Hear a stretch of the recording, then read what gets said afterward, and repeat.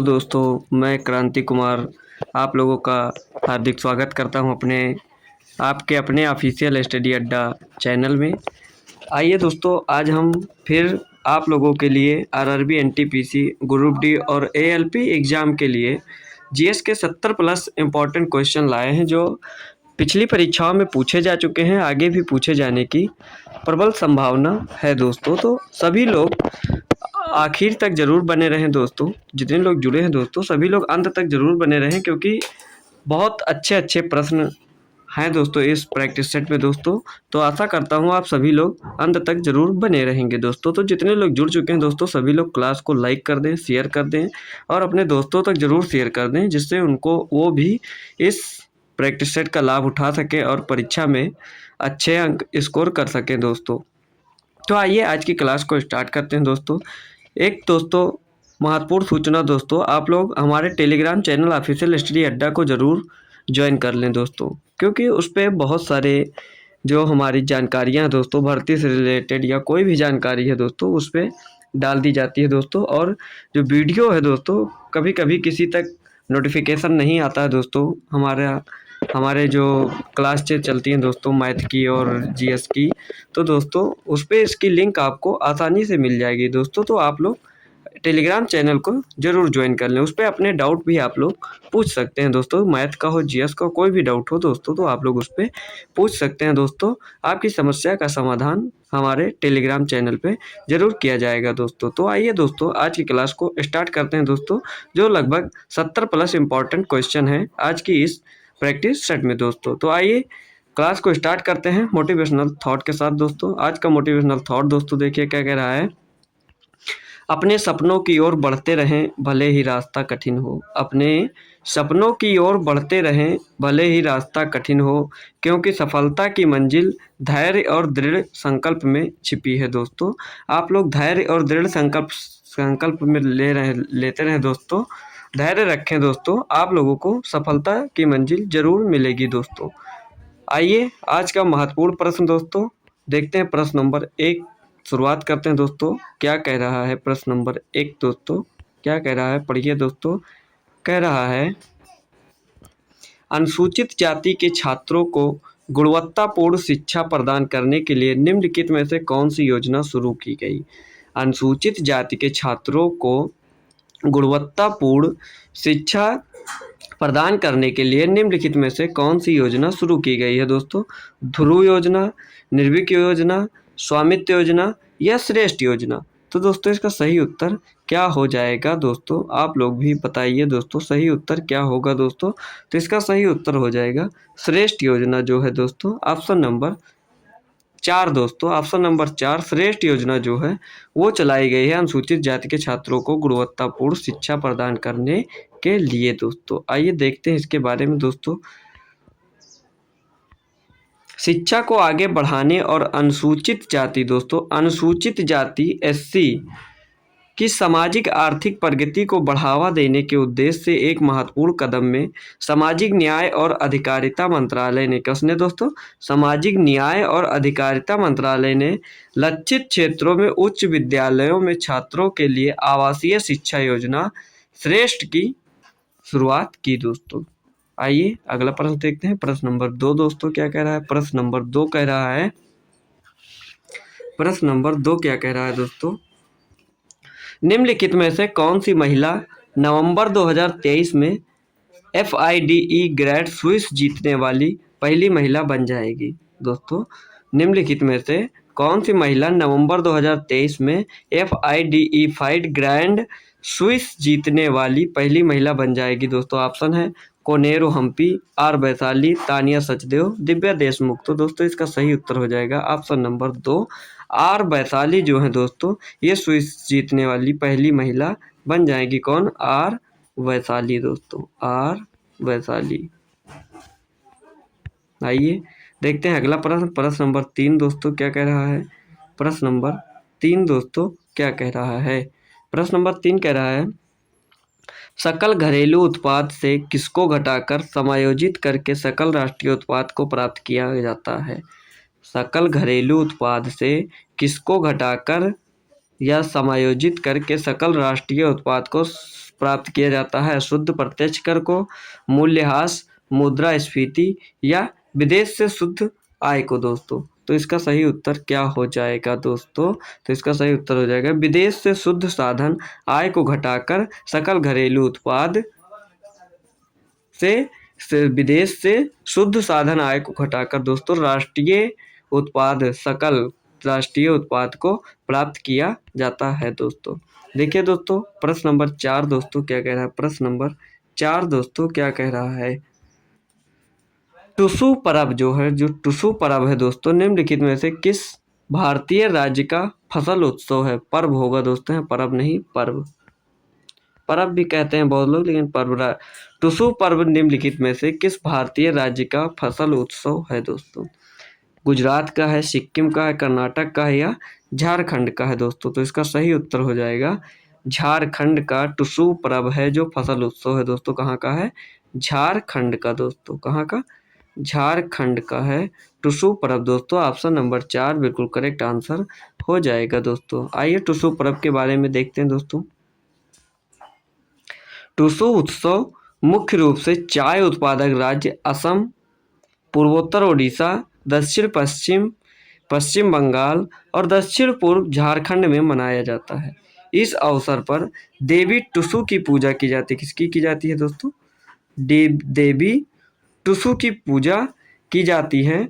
Focus मुख्य रूप से नदियों पर है। यह फसल एकत्र करने की खुशी में कृषि समाज के साझा विश्वास और विश्वास की एक एकीकृत अभिव्यक्ति है दोस्तों। ये टुसु पर्व जो है दोस्तों कहाँ पे किया जाता है? तो ये झारखंड में, दक्षिण पश्चिम उड़ीसा, पश्चिम बंगाल, असम में दोस्तों ये टुसु उत्सव मनाया जाता है दोस्तों। आइए 5 नंबर क्वेश्चन देखते हैं। 5 नंबर क्या कह रहा है दोस्तों? इसमें दोस्तों और कुछ जान लेते हैं दोस्तों। यहाँ पे दोस्तों कुछ मुख्य पर्व जो हैं उसको भी जान लेते हैं दोस्तों। एक सादा पन्ना दोस्तों लेते हैं, उस पर आप लोगों को बताते हैं दोस्तों। देखिए दोस्तों क्या कह है, देखिए कुछ मुख्य उत्सव और बता देते हैं दोस्तों। आप लोग उसको नोट कर लीजिएगा या तो आप लोग याद कर लीजिएगा या स्क्रीनशॉट ले लीजिएगा दोस्तों। देख लेते हैं दोस्तों बिहार का मुख्य पर्व क्या है दोस्तों। देख लेते हैं बिहार का मुख्य पर्व दोस्तों है तो बहुत सारे, लेकिन हम 1-2 लिखेंगे। बिहार का मुख्य पर्व दोस्तों है छठ पूजा दोस्तों। क्या है? छठ। बिहार का मुख्य पर्व है छठ पूजा और बिहुला दोस्तों। ये बिहार का उत्सव है दोस्तों। कहाँ कहाँ का है दोस्तों? बिहार का। छठ पूजा और बिहुला दोस्तों। छठ पूजा भी होने वाला है दोस्तों। एक असम का देख लीजिए दोस्तों। असम का सबसे महत्वपूर्ण उत्सव कौन सा है दोस्तों? एक है अम्बुबाची। क्या है दोस्तों?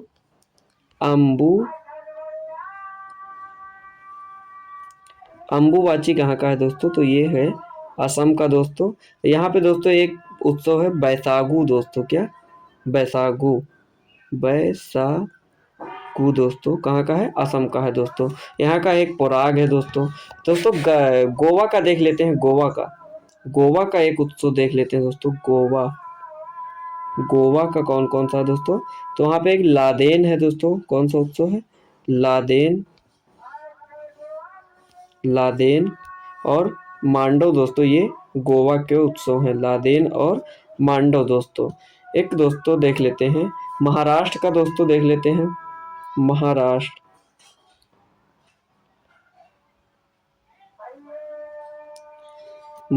का पर्व देख लें तो वहाँ पर सबसे बड़ा उत्सव कौन सा है? गणेश उत्सव। क्या है दोस्तों? गणेश उत्सव। महाराष्ट्र का सबसे बड़ा उत्सव है गणेश उत्सव।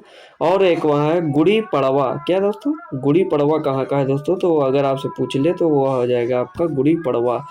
ठीक है दोस्तों। और दोस्तों मध्य प्रदेश का है लोक रंग उत्सव, तेजाजी खजुराहो उत्सव। ये मध्य प्रदेश का हो जाएगा दोस्तों।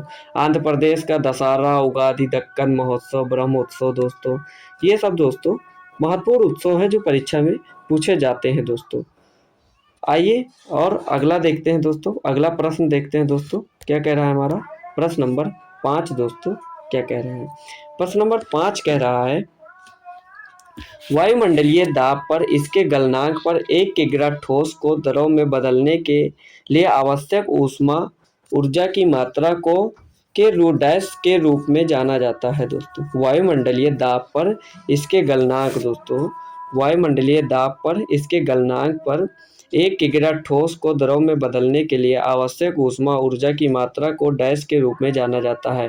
संघनन की गुप्त ऊष्मा, उदासीनीकरण की गुप्त ऊष्मा, संयलन की गुप्त ऊष्मा या वाष्पीकरण की गुप्त ऊष्मा। तो दोस्तों इसका सही उत्तर हो जाएगा संयलन की गुप्त ऊष्मा। किसके दोस्तों? ऑप्शन नंबर 3 संयलन की गुप्त ऊष्मा के रूप में जाना जाता है दोस्तों। आइए देखते हैं। इसे ऊष्मा ऊर्जा की मात्रा के रूप में परिभाषित किया जाता है। किसको दोस्तों? संयलन की गुप्त ऊष्मा को। किसको? संयलन की गुप्त ऊष्मा को। इसे ऊष्मा ऊर्जा की मात्रा के रूप में परिभाषित किया जाता है जो वायुमंडलीय दबाव पर 1 किलो ठोस को उसके गलनांक पर या तरल में बदलने के लिए आवश्यक होती है। किसी पदार्थ को ठोस से तरल अवस्था में बदलने के लिए उसके गलनांक पर प्रति इकाई द्रव्यमान में जितनी ऊष्मा की आवश्यकता होती है उसे ठोस की संयलन की गुप्त ऊष्मा कहते हैं दोस्तों। आइए देखते हैं अगला प्रश्न, प्रश्न नंबर 6 दोस्तों। क्या कह रहा है प्रश्न नंबर 6? प्रश्न नंबर 6 कह रहा है गुलबर्ग कर्नाटक में बहमनी स्मारक वास्तुकला की डैश शैली का प्रतिनिधित्व करते हैं। जो गुलबर्ग है वो कर्नाटक में बहमनी स्मारक वास्तुकला की डैश शैली की का प्रतिनिधित्व करते हैं दोस्तों। ऑप्शन है दक्कन, मामलुक, सिख, नागर। तो दोस्तों जो गुलबर्ग है दोस्तों वो किस वास्तुकला शैली की प्रतिनिधित्व करता है दोस्तों? तो वो है दक्कन। ऑप्शन नंबर 1 बिल्कुल करेक्ट आंसर हो जाएगा। ऑप्शन क्या हो जाएगा? दक्कन दोस्तों हो जाएगा दोस्तों। देखिए दोस्तों गुलबर्ग कर्नाटक में बहमनी स्मारक मुख्य रूप से वास्तुकला की दक्कन शैली का प्रतिनिधित्व करते हैं। कि कौन सी शैली? दक्कन शैली का प्रतिनिधित्व करते हैं। दक्कन शैली बहमनी सल्तनत की अवधि के दौरान प्रमुख थी जो दक्कन क्षेत्र में 1347 ईस्वी से लेकर 1527 ईस्वी तक अस्तित्व में थी दोस्तों। आइए अगला प्रश्न देखते हैं। प्रश्न नंबर 7 क्या कह रहा है दोस्तों? प्रश्न नंबर 7 कह रहा है निम्नलिखित में से कौन अलीगढ़ आंदोलन के सहयोगी थे? निम्नलिखित में से कौन अलीगढ़ आंदोलन के सहयोगी थे दोस्तों? बहुत अच्छा प्रश्न है दोस्तों। दोस्तों जितने लोग जुड़े हैं दोस्तों कम से कम ये लोग तो वीडियो को लाइक ही कर दें दोस्तों। अगर दोस्तों आपके दोस्त लोग अगर नहीं जुड़े हैं दोस्तों तो आप लोग उनको भी शेयर कर दीजिए और एक बार जोड़ने की कोशिश करिए दोस्तों अपने दोस्तों को भी हमारे ऑफिशियल स्टडी अड्डा चैनल के साथ दोस्तों। आइए देखते हैं प्रश्न नंबर 7 क्या कह रहे हैं निम्नलिखित में से कौन अलीगढ़ आंदोलन के सहयोगी थे? मोहम्मद इकबाल, अब्दुल कलाम आज़ाद, बदरुद्दीन तैयब जी या चिराग अली दोस्तों। तो कौन अलीगढ़ आंदोलन के सहयोगी थे दोस्तों? तो इसका आंसर हो जाएगा चिराग अली दोस्तों। ऑप्शन नंबर 4 चिराग अली जो थे ये अलीगढ़ आंदोलन के सहयोगी थे दोस्तों। कौन? चिराग अली दोस्तों। चिराग अली जो थे ये अलीगढ़ आंदोलन के सहयोगी थे दोस्तों। आइए देखते हैं चिराग अली कौन थे दोस्तों। चिराग अली एक मुस्लिम विद्वान और सुधारक थे। चिराग अली जो थे एक मुस्लिम विद्वान और सुधारक थे जो 1875 के अलीगढ़ आंदोलन से जुड़े थे। अलीगढ़ आंदोलन कब होता दोस्तों? तो वो होता 1875 में दोस्तों। और इससे कौन जुड़ा था? तो वो जुड़े थे चिराग अली दोस्तों। और ये एक मुस्लिम विद्वान और सुधारक थे। इस आंदोलन का उद्देश्य भारत में मुसलमानों के बीच पश्चिमी शैली की शिक्षा को बढ़ावा देना था। कहाँ की दोस्तों? इस आंदोलन का उद्देश्य अगर पूछे आपसे कि अलीगढ़ आंदोलन का क्या उद्देश्य था दोस्तों? तो इसका उद्देश्य था भारत में मुसलमानों के बीच पश्चिमी शैली की शिक्षा को बढ़ावा देना था दोस्तों। अली का मानना था कि शिक्षा सामाजिक और आर्थिक प्रगति की कुंजी है और उन्होंने एक अधिक आधुनिक और प्रगतिशील मुस्लिम समुदाय बनाने के लिए काम किया था दोस्तों। किसने? चिराग अली ने दोस्तों। आइए अगला प्रश्न देखते हैं। प्रश्न नंबर 8 दोस्तों क्या कह रहा है? प्रश्न नंबर 8 कह रहा है निम्नलिखित में से कौन सी नदी भारत में पश्चिम दिशा की ओर बहने वाली नदी है? निम्नलिखित में से कौन सी नदी है जो भारत में पश्चिम दिशा की ओर बहने वाली नदी है? ऑप्शन देख लीजिए दोस्तों। ऑप्शन है कृष्णा नदी, पेरियार नदी, दामोदर नदी या पोन्नैयर नदी। तो दोस्तों इसका सही उत्तर क्या हो जाएगा? तो इसका सही उत्तर हो जाएगा पेरियार नदी जो है दोस्तों हमारी। कौन सी? पेरियार नदी जो है दोस्तों, पेरियार जो पेरियार नदी है दोस्तों ये पश्चिम दिशा की ओर बहने वाली नदी है दोस्तों। ऑप्शन नंबर 2 बिल्कुल करेक्ट आंसर हो जाएगा दोस्तों। देख लीजिए कहाँ पे है दोस्तों ये पेरियार नदी। तो दोस्तों पेरियार नदी यह केरल राज्य की सबसे लंबी नदी है। कौन सी? पेरियार नदी जो है वो केरल राज्य की सबसे लंबी नदी है। इसे केरल की जीवन रेखा के रूप में भी जाना जाता है। केरल की जीवन रेखा के रूप में भी पेरियार नदी को जाना जाता है। इसका उद्गम पश्चिमी घाट से होता है। यह अरब सागर में जाकर मिल जाती है। मुथिरापुय्या नदी, मुल्लायर नदी, चेरुथोनी नदी से ये पेरियार नदी की कुछ प्रमुख सहायक नदी हैं। अगर आपसे पूछे पेरियार नदी की सहायक नदियाँ कौन सी हैं दोस्तों, तो मुथिरापुय्या नदी, मुल्ला यार नदी या चेरुथोनी नदी, ये सब पेरियार नदी की सहायक नदियाँ हैं दोस्तों। और देखिए दोस्तों जो कृष्णा नदी थी दोस्तों, ऑप्शन में आपके दिया हुआ है, कृष्णा दिया हुआ है। कृष्णा नदी दोस्तों, इसके बारे में जान लीजिए दोस्तों। जो कृष्णा नदी है दोस्तों, यह नदी आंध्र प्रदेश, महाराष्ट्र और कर्नाटक राज्यों में फैली हुई है। कहाँ पे दोस्तों? आंध्र प्रदेश में, महाराष्ट्र में दोस्तों और कर्नाटक राज्यों में ये फैली हुई है जो कृष्णा नदी है दोस्तों। और कृष्णा नदी महाबलेश्वर के पास पश्चिम घाट से निकलती है और बंगाल की खाड़ी में गिर जाती है। कहाँ पे गिर जाती है दोस्तों? बंगाल की खाड़ी में गिर जाती है दोस्तों। पेरियार नदी पश्चिम दिशा की ओर बहने वाली नदी है दोस्तों। दामोदर नदी की बात करें दोस्तों, तो दामोदर नदी का स्रोत जो है छोटा नागपुर पठार झारखंड में पलामू की पहाड़ियाँ है, जिसे छोटा नागपुर पठार के नाम से जानते हैं दोस्तों। और इसका मुहाना हुगली नदी रूपनारायण नदी है दोस्तों। किसका? दामोदर नदी का दोस्तों। दामोदर नदी पर 3 बांध हैं दोस्तों। दामोदर नदी पर 3 बांध हैं। तीनों बांध के नाम आप लोग नोट कर लीजिए या बोल दे रहे हैं दोस्तों, आप लोग नोट कर लीजिए। तीनों बांध के नाम है दोस्तों। बराकर नदी पर तिलैया बांध, ये दोस्तों दामोदर नदी के ही बांध है दोस्तों। तिलैया बांध, कोनार बांध और पंचेत हिल बांध दोस्तों, ये आपके दामोदर नदी के बांध हैं दोस्तों। ये दोस्तों पोन्नैयार नदी जो है दोस्तों, पोन्नैयार नदी जो है दोस्तों, ये कर्नाटक के कोलार जिले से नंदी पहाड़ियों से निकलती है। कहाँ से दोस्तों? कर्नाटक के कोलार जिले में नंदी पहाड़ियों से निकलती है। कौन सी दोस्तों? पेन्नार नदी, ये आली आपकी नदी जो है दोस्तों। इसे नदी को दक्षिण की छोटी गंगा के नाम से भी जाना जाता है। किस नाम से दोस्तों इसको जानते हैं? दक्षिण की छोटी गंगा के नाम से भी जाना जाता है। दक्षिण की छोटी गंगा के नाम से भी जाना जाता है। किसको? पोन्नैयार नदी को दोस्तों। पोन्नैयार नदी का दूसरा नाम दक्षिण पिनाकिनी भी है दोस्तों। क्या? दक्षिण पिनाकिनी भी है। यह बंगाल खाड़ी में जाकर गिरती है दोस्तों। इस नदी पर कृष्णागिरी बांध और सथानूर बांध का निर्माण किया गया है दोस्तों। इस नदी पर अगर आपसे पूछे बांध कौन कौन से हैं दोस्तों, 2 बांध हैं दोस्तों। पहला कृष्णागिरी बांध और दूसरा है सथानूर बांध का दोस्तों। तो आइए दोस्तों प्रश्न का उत्तर क्या हो जाएगा? प्रश्न का उत्तर हो जाएगा पेरियार। ऑप्शन नंबर 2 बिल्कुल करेक्ट आंसर हो जाएगा दोस्तों। आइए देखते हैं अगला प्रश्न। प्रश्न नंबर 9 क्या कह रहा है? प्रश्न नंबर 9 कह रहा है तक्षशिला का केंद्र था, यह किस महाजनपद की राजधानी थी? देखिए दोस्तों, तक्षशिला का केंद्र था, यह किस महाजनपद की राजधानी थी? जो तक्षशिला था दोस्तों वो शिक्षा का केंद्र था। किसका? तक्षशिला शिक्षा का केंद्र था। यह किस महाजनपद की राजधानी थी? वो तो पाटलिपुत्र की थी, गांधार की थी, वज्र की या काशी की? तो दोस्तों जो तक्षशिला था दोस्तों वह गांधार महाजनपद की राजधानी थी। कहाँ? गांधार महाजनपद की राजधानी थी। ऑप्शन नंबर 2 बिल्कुल करेक्ट आंसर हो जाएगा दोस्तों। आइए देखते हैं तक्षशिला जो है दोस्तों विश्व प्रसिद्ध शिक्षकों से युक्त शिक्षा का केंद्र था दोस्तों। जो तक्षशिला था विश्व प्रसिद्ध शिक्षकों से युक्त शिक्षा का केंद्र था। यह गांधार की राजधानी थी। गांधार का एक महाजनपद था। जो गांधार था दोस्तों वो एक महाजनपद था। तक्षशिला सिंधु नदी के पूर्वी किनारे पर स्थित भारतीय उपमहाद्वीप और मध्य एशिया का महत्वपूर्ण संगम था दोस्तों। क्या? तक्षशिला दोस्तों। आइए अगला प्रश्न देखते हैं दोस्तों। प्रश्न नंबर 10 क्या कह रहा है? प्रश्न नंबर 10 कह रहा है दस्तावेज बनाने, संग्रहित करने और प्रिंट करने में सक्षम सॉफ्टवेयर एप्लीकेशन को डैश कहा जाता है? दस्तावेज बनाने, संग्रहित करने और प्रिंट करने में सक्षम सॉफ्टवेयर एप्लीकेशन को डैश कहा जाता है? Word processor, browser, image editor, electronic mail. तो दोस्तों क्या कहा जाता है? Word processor. ऑप्शन नंबर 1 बिल्कुल करेक्ट आंसर हो जाएगा। उस एप्लीकेशन को क्या कहते हैं जिसमें दस्तावेज बनाने, संग्रहित करने और प्रिंट करने में सक्षम सॉफ्टवेयर है दोस्तों? उस एप्लीकेशन को कहते हैं वर्ड प्रोसेसर। ऑप्शन नंबर 1 बिल्कुल करेक्ट आंसर हो जाएगा दोस्तों। आइए देखते हैं प्रश्न नंबर 11 दोस्तों क्या कह रहा है। भारत की 2011 की जनगणना के अनुसार निम्नलिखित में से कौन सा राज्य देश का दूसरा सबसे अधिक जनसंख्या वाला राज्य था दोस्तों?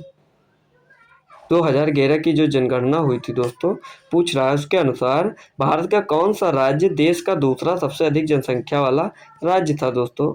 ऑप्शन है महाराष्ट्र, गुजरात, मध्य प्रदेश, राजस्थान। तो दोस्तों इसका सही उत्तर क्या हो जाएगा? इसका सही उत्तर हो जाएगा महाराष्ट्र दोस्तों। क्या? महाराष्ट्र। ऑप्शन नंबर 1 बिल्कुल करेक्ट आंसर हो जाएगा। महाराष्ट्र जो है दोस्तों राज्य, वह 2011 की जनगणना के अनुसार भारत का दूसरा सबसे अधिक जनसंख्या वाला राज्य था। ऑप्शन नंबर 1 बिल्कुल करेक्ट आंसर हो जाएगा दोस्तों। आइए देखते हैं पहला राज्य कौन सा है दोस्तों।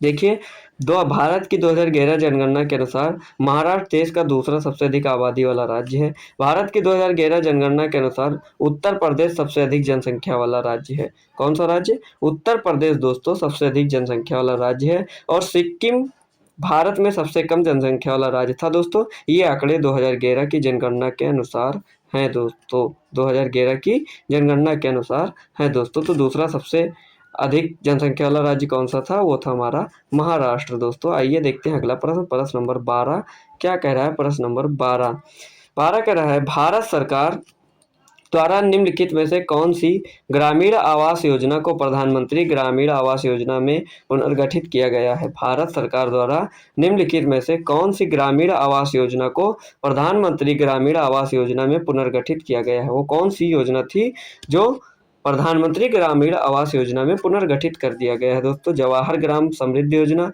इंदिरा आवास योजना, दीनदयाल अंत्योदय योजना या राजीव आवास योजना? तो दोस्तों वो योजना थी इंदिरा आवास योजना। ऑप्शन नंबर 2 बिल्कुल करेक्ट आंसर हो जाएगा। इंदिरा आवास योजना थी दोस्तों। आइए अगला देखते हैं प्रश्न नंबर 3 दोस्तों क्या कह रहा है? प्रश्न नंबर 13 दोस्तों, सॉरी 13, प्रश्न नंबर 13 कह रहा है राष्ट्रीय एकता दिवस पर मेरा युवा भारत माय भारत जो माय भारत मंच किसने लॉन्च किया दोस्तों? राष्ट्रीय एकता दिवस पर मेरा युवा भारत माय भारत मंच किसने लॉन्च किया? नरेंद्र मोदी ने, अमित शाह ने, द्रौपदी मुर्मू ने या अनुराग ठाकुर ने दोस्तों? तो इसका सही उत्तर क्या हो जाएगा दोस्तों? क्या हो जाएगा सही उत्तर? नरेंद्र मोदी दोस्तों, जो भारत के वर्तमान प्रधानमंत्री हैं दोस्तों। कौन है दोस्तों? नरेंद्र मोदी ने लॉन्च किया है दोस्तों। और ये भारत के वर्तमान प्रधानमंत्री भी हैं। द्रौपदी मुर्मू जो है दोस्तों, ये क्या है? ये है हमारी राष्ट्रपति दोस्तों। क्या है? राष्ट्रपति दोस्तों। आइए अगला प्रश्न देखते हैं। प्रश्न नंबर 14 क्या कह रहा है? प्रश्न नंबर 14 क्या कह रहा है? प्रश्न नंबर 14 देखिए दोस्तों, कह रहा है भारतीय संविधान का कौन सा अनुच्छेद पंचायतों की अवधि से संबंधित है? क्या पूछ लिया दोस्तों? भारतीय संविधान का कौन सा अनुच्छेद पंचायतों की अवधि से संबंधित है? ऑप्शन है 243 ओ दोस्तों, ये 0 लिखा, 243 ओ, 243 ई, 243 के या 243 ए। तो इसका सही उत्तर क्या हो जाएगा दोस्तों? 243 ई दोस्तों। क्या?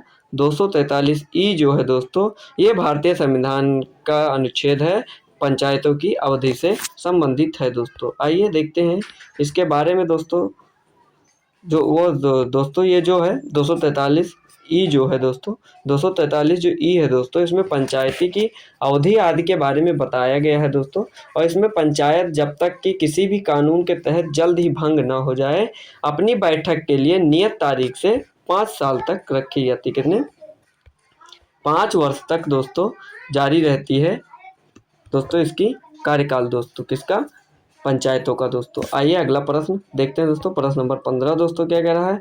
प्रश्न नंबर 15 कह रहा है ENIAC पहला इलेक्ट्रॉनिक सामान्य उद्देश्य वाला कंप्यूटर था। ENIAC में निम्नलिखित में से एन का क्या अर्थ है दोस्तों? ऑप्शन देख लीजिए, न्यू, नंबर, नेक्स्ट या न्यूमेरिकल। तो दोस्तों इसका सही उत्तर क्या हो जाएगा? इनैक पहला इलेक्ट्रॉनिक सामान्य उद्देश्य वाला कंप्यूटर था दोस्तों। जो इनैक निम्नलिखित में से एन का क्या अर्थ है दोस्तों? तो दोस्तों एन का अर्थ जानने के लिए सबसे पहले दोस्तों आपको इसका फुल फॉर्म पता होना चाहिए। फुल फॉर्म पता होना चाहिए दोस्तों। तो इसका फुल फॉर्म क्या है दोस्तों? Electronic numerical integrated and computer. क्या दोस्तों? Electronic numerical, integrated and computer दोस्तों, ये इसका फुल फॉर्म हो जाएगा। तो एन का क्या अर्थ निकला? न्यूमेरिकल। ऑप्शन नंबर 4 इसका बिल्कुल करेक्ट आंसर हो जाएगा। Electronic, numerical, integrated and computer दोस्तों उसका नाम था, और एन का अर्थ था न्यूमेरिकल। ऑप्शन नंबर 4 बिल्कुल करेक्ट हो जाएगा दोस्तों। आइए प्रश्न नंबर 16 देखते हैं दोस्तों क्या कह रहा है। प्रश्न नंबर 16 कह रहा है, दिल्ली के निम्नलिखित में से किस सुल्तान ने मंगोल आक्रमण पर जीत और सुरक्षा के लिए एक मजबूत और विशाल स्थायी सेना की स्थापना की? दिल्ली के निम्नलिखित में से किस सुल्तान ने मंगोल आक्रमण पर जीत और सुरक्षा के लिए मजबूत और विशाल स्थायी सेना की स्थापना की थी दोस्तों? कौन थे? अलाउद्दीन खिलजी था, मोहम्मद बिन तुगलक था, जलाउद्दीन खिलजी था, या गयासुद्दीन बलबन था दोस्तों? तो वो था हमारा कौन सा सुल्तान? वो था अलाउद्दीन खिलजी। ऑप्शन नंबर 1 बिल्कुल करेक्ट आंसर हो जाएगा दोस्तों। आइए प्रश्न नंबर 17 देखते हैं दोस्तों क्या कह रहा है।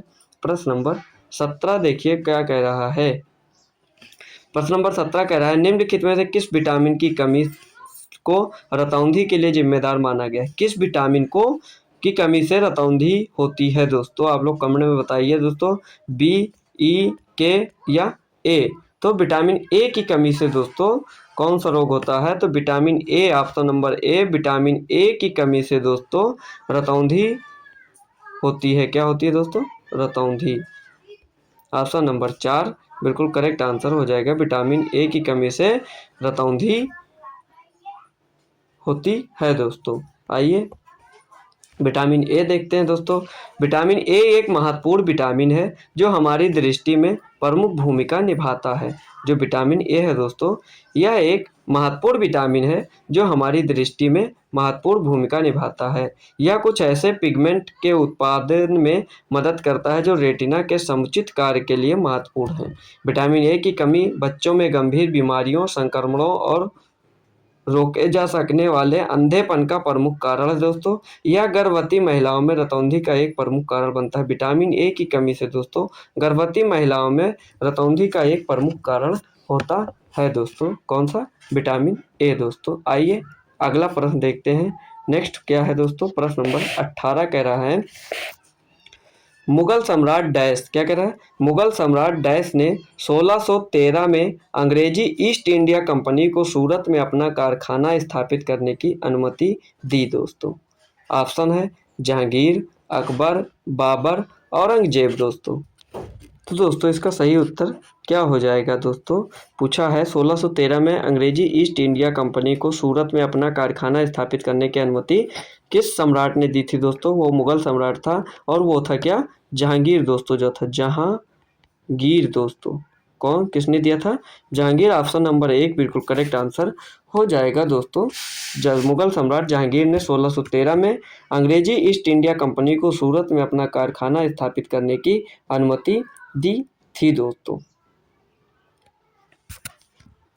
दोस्तों अगर आपसे डेट भी पूछ ले तो मैं डेट भी आप लोगों को बता दे रहा हूँ। क्या डेट थी दोस्तों? तो वो थी 6 फरवरी। क्या थी दोस्तों? 6 फरवरी 1613 ईस्वी। 6 फरवरी 1613 ईस्वी को दोस्तों जहांगीर ने एक शाही फरमान के द्वारा अंग्रेजों को सूरत में, कौन सा दोस्तों अंग्रेजी जो था वो? टॉमस एल्डवर्थ दोस्तों। कौन था? टॉमस, नाम आप लोग नोट कर लिए, टॉमस एल्डवर्थ। टॉमस एल्डवर्थ जो था दोस्तों, लिख नहीं जा रहा दोस्तों, टॉमस एल्डवर्थ जो था दोस्तों, उसको उसके नियंत्रण में व्यापारिक कोठी स्थापित करने की अनुमति दी थी। किसने? जहांगीर ने दोस्तों। किसने? जहांगीर ने 1613 ईस्वी में दोस्तों। तो दोस्तों अगर आपसे प्रश्न में अगर डेट भी पूछ ले तो डेट भी आप बता सकते हैं। 6 फरवरी 1613 ईस्वी में दोस्तों जहांगीर ने ईस्ट इंडिया कंपनी को सूरत में अपना कारखाना स्थापित करने की अनुमति दी थी। और दोस्तों किसके नियंत्रण में? तो टॉमस एल्डवर्थ के नियंत्रण में दोस्तों वो कंपनी स्थापित हुई थी दोस्तों। आइए अगला प्रश्न देखते हैं, देख लेते हैं इसमें से कुछ भी थोड़ा। मुगल सम्राट जहांगीर ने 1613 में सूरत में अंग्रेजी ईस्ट इंडिया कंपनी को अपना कारखाना स्थापित करने की अनुमति दी। ब्रिटिश इंडिया कंपनी मसालों के व्यापार के लिए भारत आई थी दोस्तों। किसके लिए? मसालों के व्यापार के लिए भारत आई थी दोस्तों ईस्ट इंडिया कंपनी जो थी, जो यूरोप में तब तक एक महत्वपूर्ण वस्तु थी जिसे मांस को संरक्षित प्रयुक्त किया जाता था दोस्तों। इसके अलावा वे मुख्य रूप से रेशम, कपास, इंडिगो, डाई, चाय और अफीम का व्यापार करते थे दोस्तों। मसाले के अलावा दोस्तों वो रेशम, कपास, इंडिगो, डाई, चाय और अफीम का व्यापार करते थे ईस्ट इंडिया कंपनी दोस्तों। आइए अगला प्रश्न देखते हैं। प्रश्न नंबर 19 दोस्तों क्या कह रहा है? प्रश्न नंबर 19 कह रहा है आईएमडी की 2023 विश्व प्रतिभा रैंकिंग में दोस्तों, विश्व प्रतिभा रैंकिंग में भारत के स्थान क्या है? 52वां, 56वां, 60वां या 64वां? तो दोस्तों इसका सही उत्तर हो जाएगा 56वां। कितना रैंक है दोस्तों? 56वां रैंक है आईएमडी 2023 विश्व प्रतिभा रैंकिंग में भारत के स्थान दोस्तों क्या है? 56वां। आईएमडी का फुल फॉर्म दोस्तों क्या होगा? दोस्तों आईएमडी का फुल फॉर्म होगा international institute for management development. क्या होगा दोस्तों? International institute for management development. विश्व प्रतिभा रैंकिंग में भारत के स्थान 56वां है दोस्तों। ऑप्शन नंबर 2 बिल्कुल करेक्ट आंसर हो जाएगा दोस्तों। देख लीजिए दोस्तों, इसका नाम भी आपसे अगर पूछ ले आईएमडी का फुल फॉर्म तो क्या होगा दोस्तों? International institute for management development ने अपनी 2023 विश्व प्रतिभा रैंकिंग जारी की है, जिसमें खुलासा किया गया कि भारत 64 अर्थव्यवस्था में से 4 स्थान गिरकर 56वें स्थान पर आ गया है, जबकि 2022 में इसका स्थान 52 था दोस्तों। कितना था 2022 में अगर पूछ ले तो 2022 में आईएमडी में भारत की रैंक क्या थी? 52 थी। 2023 में 56 हो गई है दोस्तों। आइए देखते हैं अगला प्रश्न, प्रश्न नंबर 20 दोस्तों क्या कह रहा है? प्रश्न नंबर 20 कह रहा है निम्नलिखित में से किस वायसराय ने 1877 में दिल्ली दरबार में महारानी विक्टोरिया की ओर से उद्घोषणा पढ़ी थी, जब उन्हें कैसरे हिंद भारत की महारानी की उपाधि दी गई थी दोस्तों? वो कौन से वायसराय थे दोस्तों जिन्होंने महारानी विक्टोरिया की ओर से उद्घोषणा पढ़ी थी, जब उन्हें कैसरे हिंद भारत की महारानी की उपाधि दी गई थी दोस्तों? ऑप्शन है viceroy Mayo, viceroy Curzon, viceroy Lytton या वायसराय एल्गिन दोस्तों। तो दोस्तों इसका सही उत्तर क्या हो जाएगा? तो सही उत्तर हो जाएगा वायसराय लिटिन। ऑप्शन नंबर 3 बिल्कुल करेक्ट आंसर हो जाएगा। वायसराय लिटिन जो थे दोस्तों, ये 1 जनवरी कब दोस्तों? ये 1 जनवरी 1877 1 जनवरी 1877 को दोस्तों दिल्ली दरबार का आयोजन किया गया, जिसमें ब्रिटेन की महारानी विक्टोरिया को कैसरे हिंद की उपाधि से सम्मानित किया गया था। किसको दोस्तों? ब्रिटेन की महारानी जो थी विक्टोरिया दोस्तों, उनको कैसरे हिंद की उपाधि से सम्मानित किया गया था दोस्तों। किसको? ब्रिटेन की महारानी विक्टोरिया को। और किसने पढ़ी थी वो उद्घोषणा? किसने पढ़ी थी दोस्तों? तो वो वायसराय लिटिन ने दोस्तों। और दोस्तों इनका कार्यकाल कब से कब तक था? इनका वायसराय का जो कार्यकाल था वो कब तक था? तो दोस्तों इनका कार्यकाल था 1876 से लेकर 1880 ईस्वी तक इनका कार्यकाल था।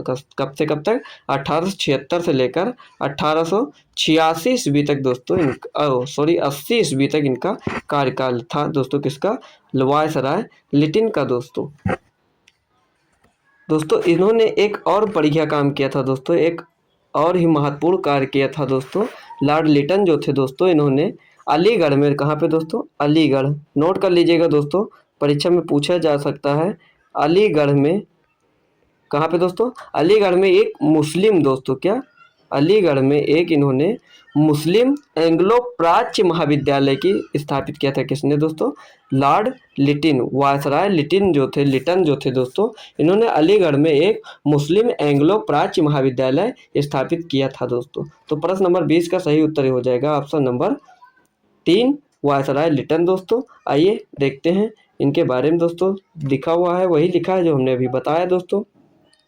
वायसराय लिटन, जिन्हें एडवर्ड रॉबर्ट लिटन, बुल्वर लिटन के नाम से भी जाना जाता है दोस्तों, एक अंग्रेजी राजनेता, रूढ़वादी राजनीतिक और कवि थे, जिन्होंने 1876 से 1880 तक दोस्तों भारत के वायसराय के रूप में कार्य किया था। 1870 में दिल्ली दरबार में महारानी विक्टोरिया की ओर से उद्घोषणा भारत के वायसराय लिटन ने पढ़ी थी दोस्तों, तभी महारानी विक्टोरिया को केसरे हिंद की उपाधि से सम्मानित किया गया था दोस्तों। आइए अगला प्रश्न देखते हैं, प्रश्न नंबर 21 दोस्तों क्या कह रहा है। प्रश्न नंबर 21 हमारा कह रहा है ध्वनि तरंग का डैश ध्वनि की प्रबलता को निर्धारित करता है। ऑप्शन देख लीजिए, आयाम, प्रवृत्ति, गति या तरंग दैर्ध्य। तो दोस्तों इसका सही उत्तर हो जाएगा आयाम। ऑप्शन नंबर 1 बिल्कुल करेक्ट आंसर हो जाएगा। ध्वनि तरंग का आयाम ध्वनि की प्रबलता को निर्धारित करता है। कौन? आयाम दोस्तों। ऑप्शन नंबर 1 बिल्कुल करेक्ट आंसर हो जाएगा दोस्तों। आइए प्रश्न नंबर 22 दोस्तों देखते हैं। प्रश्न नंबर 22 क्या कह रहा है। प्रश्न नंबर 22 कह रहा है निम्नलिखित में से कौन सा व्यक्ति संगीत वाद्य यंत्र बांसुरी से संबंधित है। कौन सा व्यक्ति है जो संगीत वाद्य यंत्र बांसुरी से संबंधित है दोस्तों। उस्ताद जाकिर हुसैन, उस्ताद बिस्मिल्लाह खां, पंडित हरिप्रसाद चौरसिया या उस्ताद बिलायत खान दोस्तों। तो वो कौन सा शख्स है दोस्तों जो संगीत वाद्य यंत्र बांसुरी से संबंधित है, वो है हमारे पंडित हरिप्रसाद चौरसिया जी। ऑप्शन नंबर 3 बिल्कुल करेक्ट आंसर हो जाएगा दोस्तों। दोस्तों इसमें तो उस्ताद जाकिर हुसैन जो है दोस्तों, उस्ताद जाकिर हुसैन जो है दोस्तों, ये किसके वादक थे दोस्तों। तो ये थे तबला वादक। कौन थे? ये थे तबला वादक। उस्ताद बिस्मिल्लाह खां की बात करें दोस्तों, उस्ताद बिस्मिल्लाह खां जो थे ये शहनाई वादक थे। कौन थे दोस्तों? ये शहनाई वादक थे दोस्तों, उस्ताद बिस्मिल्लाह खां दोस्तों। पंडित हरिप्रसाद चौरसिया जो थे दोस्तों ये बांसुरी वाले थे दोस्तों। कौन? ये बांसुरी वादक थे दोस्तों। और बात करें दोस्तों उस्ताद बिलायत खान की दोस्तों, तो ये सितार वादक थे दोस्तों। कौन? ये एक सितार वादक थे।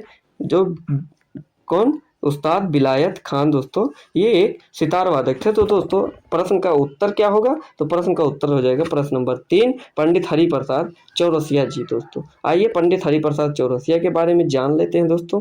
कह रहा उनका जन्म प्रयागराज में हुआ था। कहाँ पे हुआ था पंडित हरिप्रसाद चौरसिया का जन्म? प्रयागराज में। हिंदुस्तानी शास्त्रीय परंपरा के प्रसिद्ध शास्त्रीय बांसुरी वादक थे दोस्तों। चौरसिया मैहर सेनिया घराने एक विशिष्ट संगीत शैली साझा करने वाले कलाकारों का समुदाय जिसे सेनिया घराने कहते थे। मैहर सेनिया घराने दोस्तों से थे और उन्होंने वर्षों के प्रयोग और समर्पित अभ्यास के बाद एक समृद्ध व्यक्तिगत शैली विकसित की।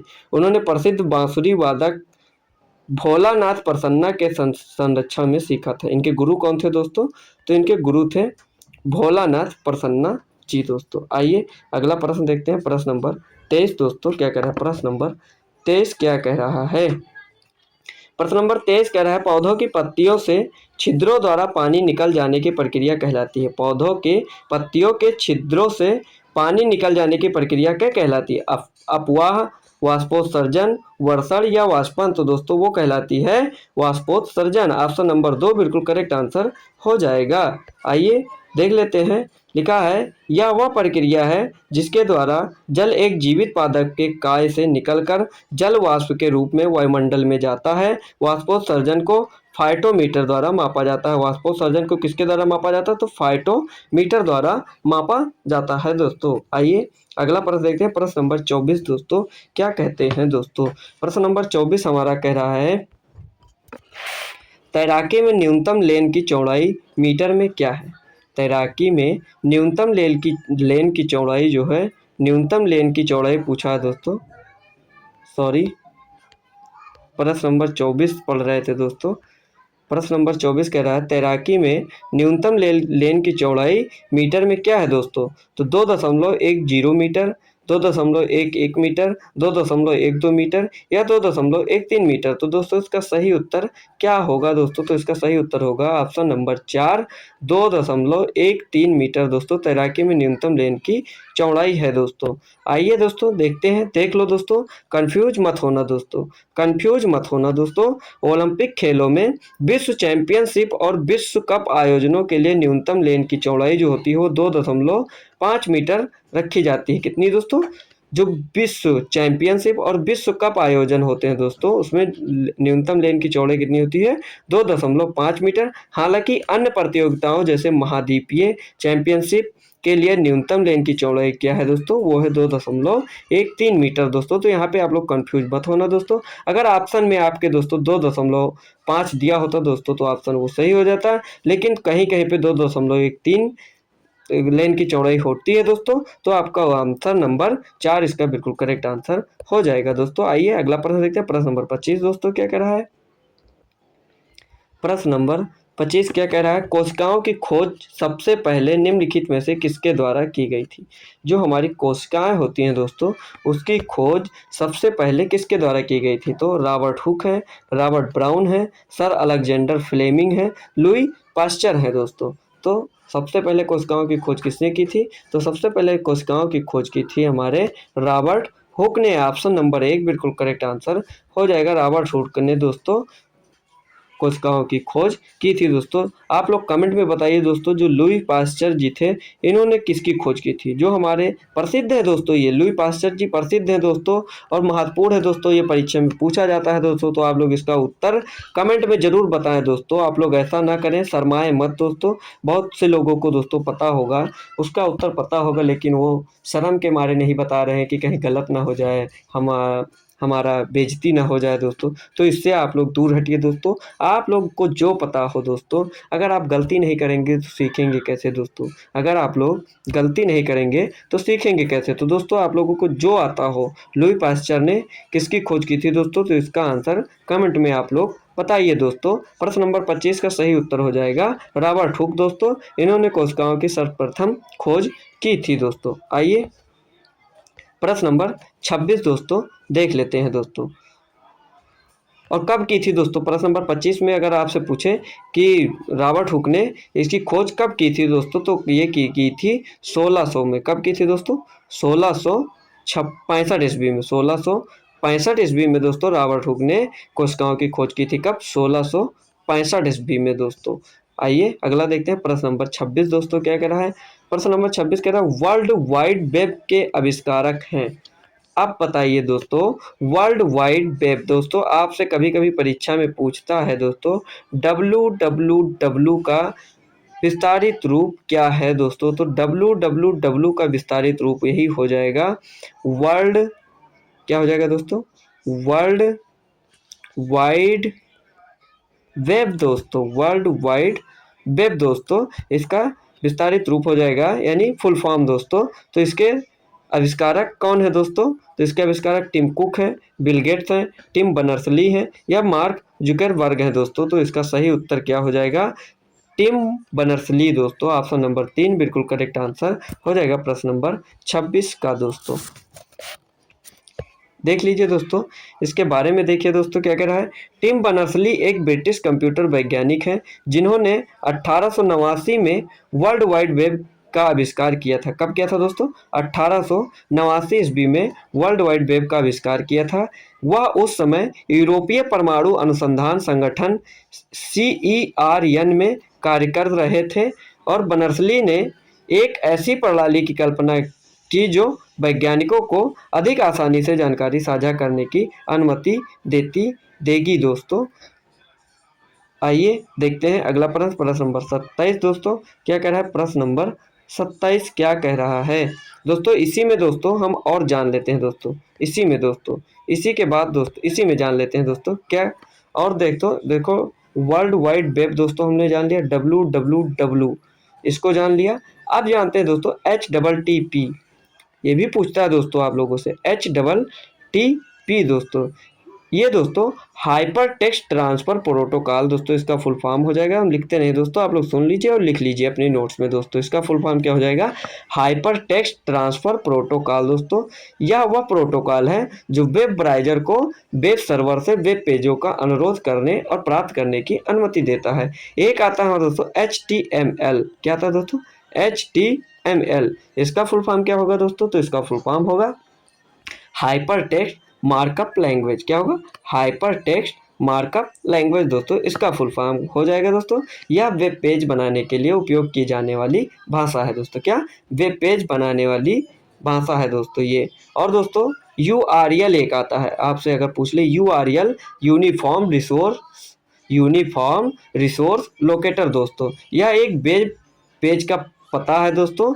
वर्ल्ड वाइड वेब पहली बार 1991 में जनता के लिए उपलब्ध कराया गया था दोस्तों। कौन सा? ये कब जनता के लिए उपलब्ध कराया गया था? तो ये 1991 ईस्वी में दोस्तों। ये भी आप लोग नोट कर लीजिएगा दोस्तों। आइए दोस्तों देखते हैं अब अगला प्रश्न। प्रश्न नंबर 27 क्या कह रहा है? प्रश्न नंबर 27 कह रहा है, लंदन में इंडियन होम रूल सोसाइटी की स्थापना किसने की थी दोस्तों? लंदन में इंडियन होम रूल सोसाइटी की स्थापना किसने की थी? श्यामजी कृष्ण वर्मा ने, गोपाल कृष्ण गोखले ने, या लाला लाजपत राय ने, या एनी बेसेंट ने? तो दोस्तों इसका सही उत्तर क्या होगा? सही उत्तर होगा श्यामजी कृष्ण वर्मा ने दोस्तों। ऑप्शन नंबर 1 बिल्कुल करेक्ट आंसर हो जाएगा। श्यामजी कृष्ण वर्मा ने दोस्तों लंदन में इंडियन होम रूल सोसाइटी की स्थापना की थी दोस्तों। देख लीजिए दोस्तों, श्यामजी कृष्ण वर्मा एक भारतीय स्वतंत्रता सेनानी, वकील और पत्रकार थे।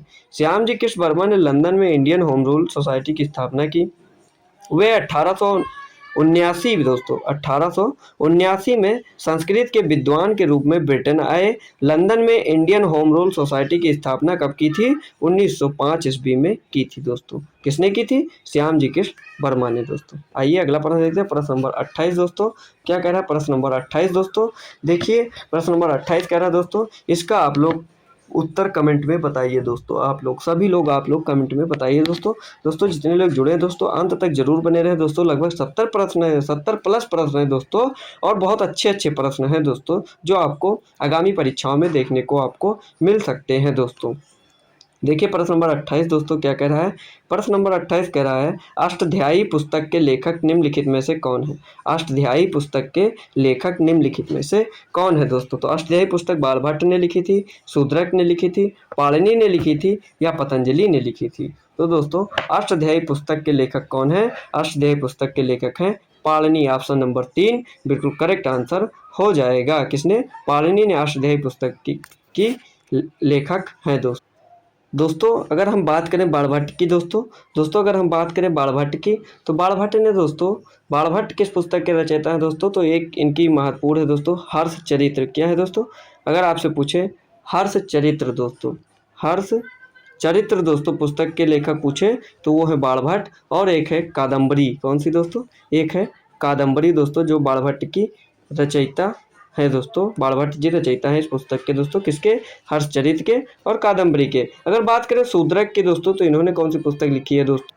तो दोस्तों इन्होंने कौन सी पुस्तक लिखी है? तो इन्होंने लिखी है मृच्छकटिकम दोस्तों। कौन सी पुस्तक लिखी है? मृच्छकटिकम दोस्तों। मृच्छकटिकम दोस्तों। कौन सी पुस्तक लिखी है शूद्रक ने?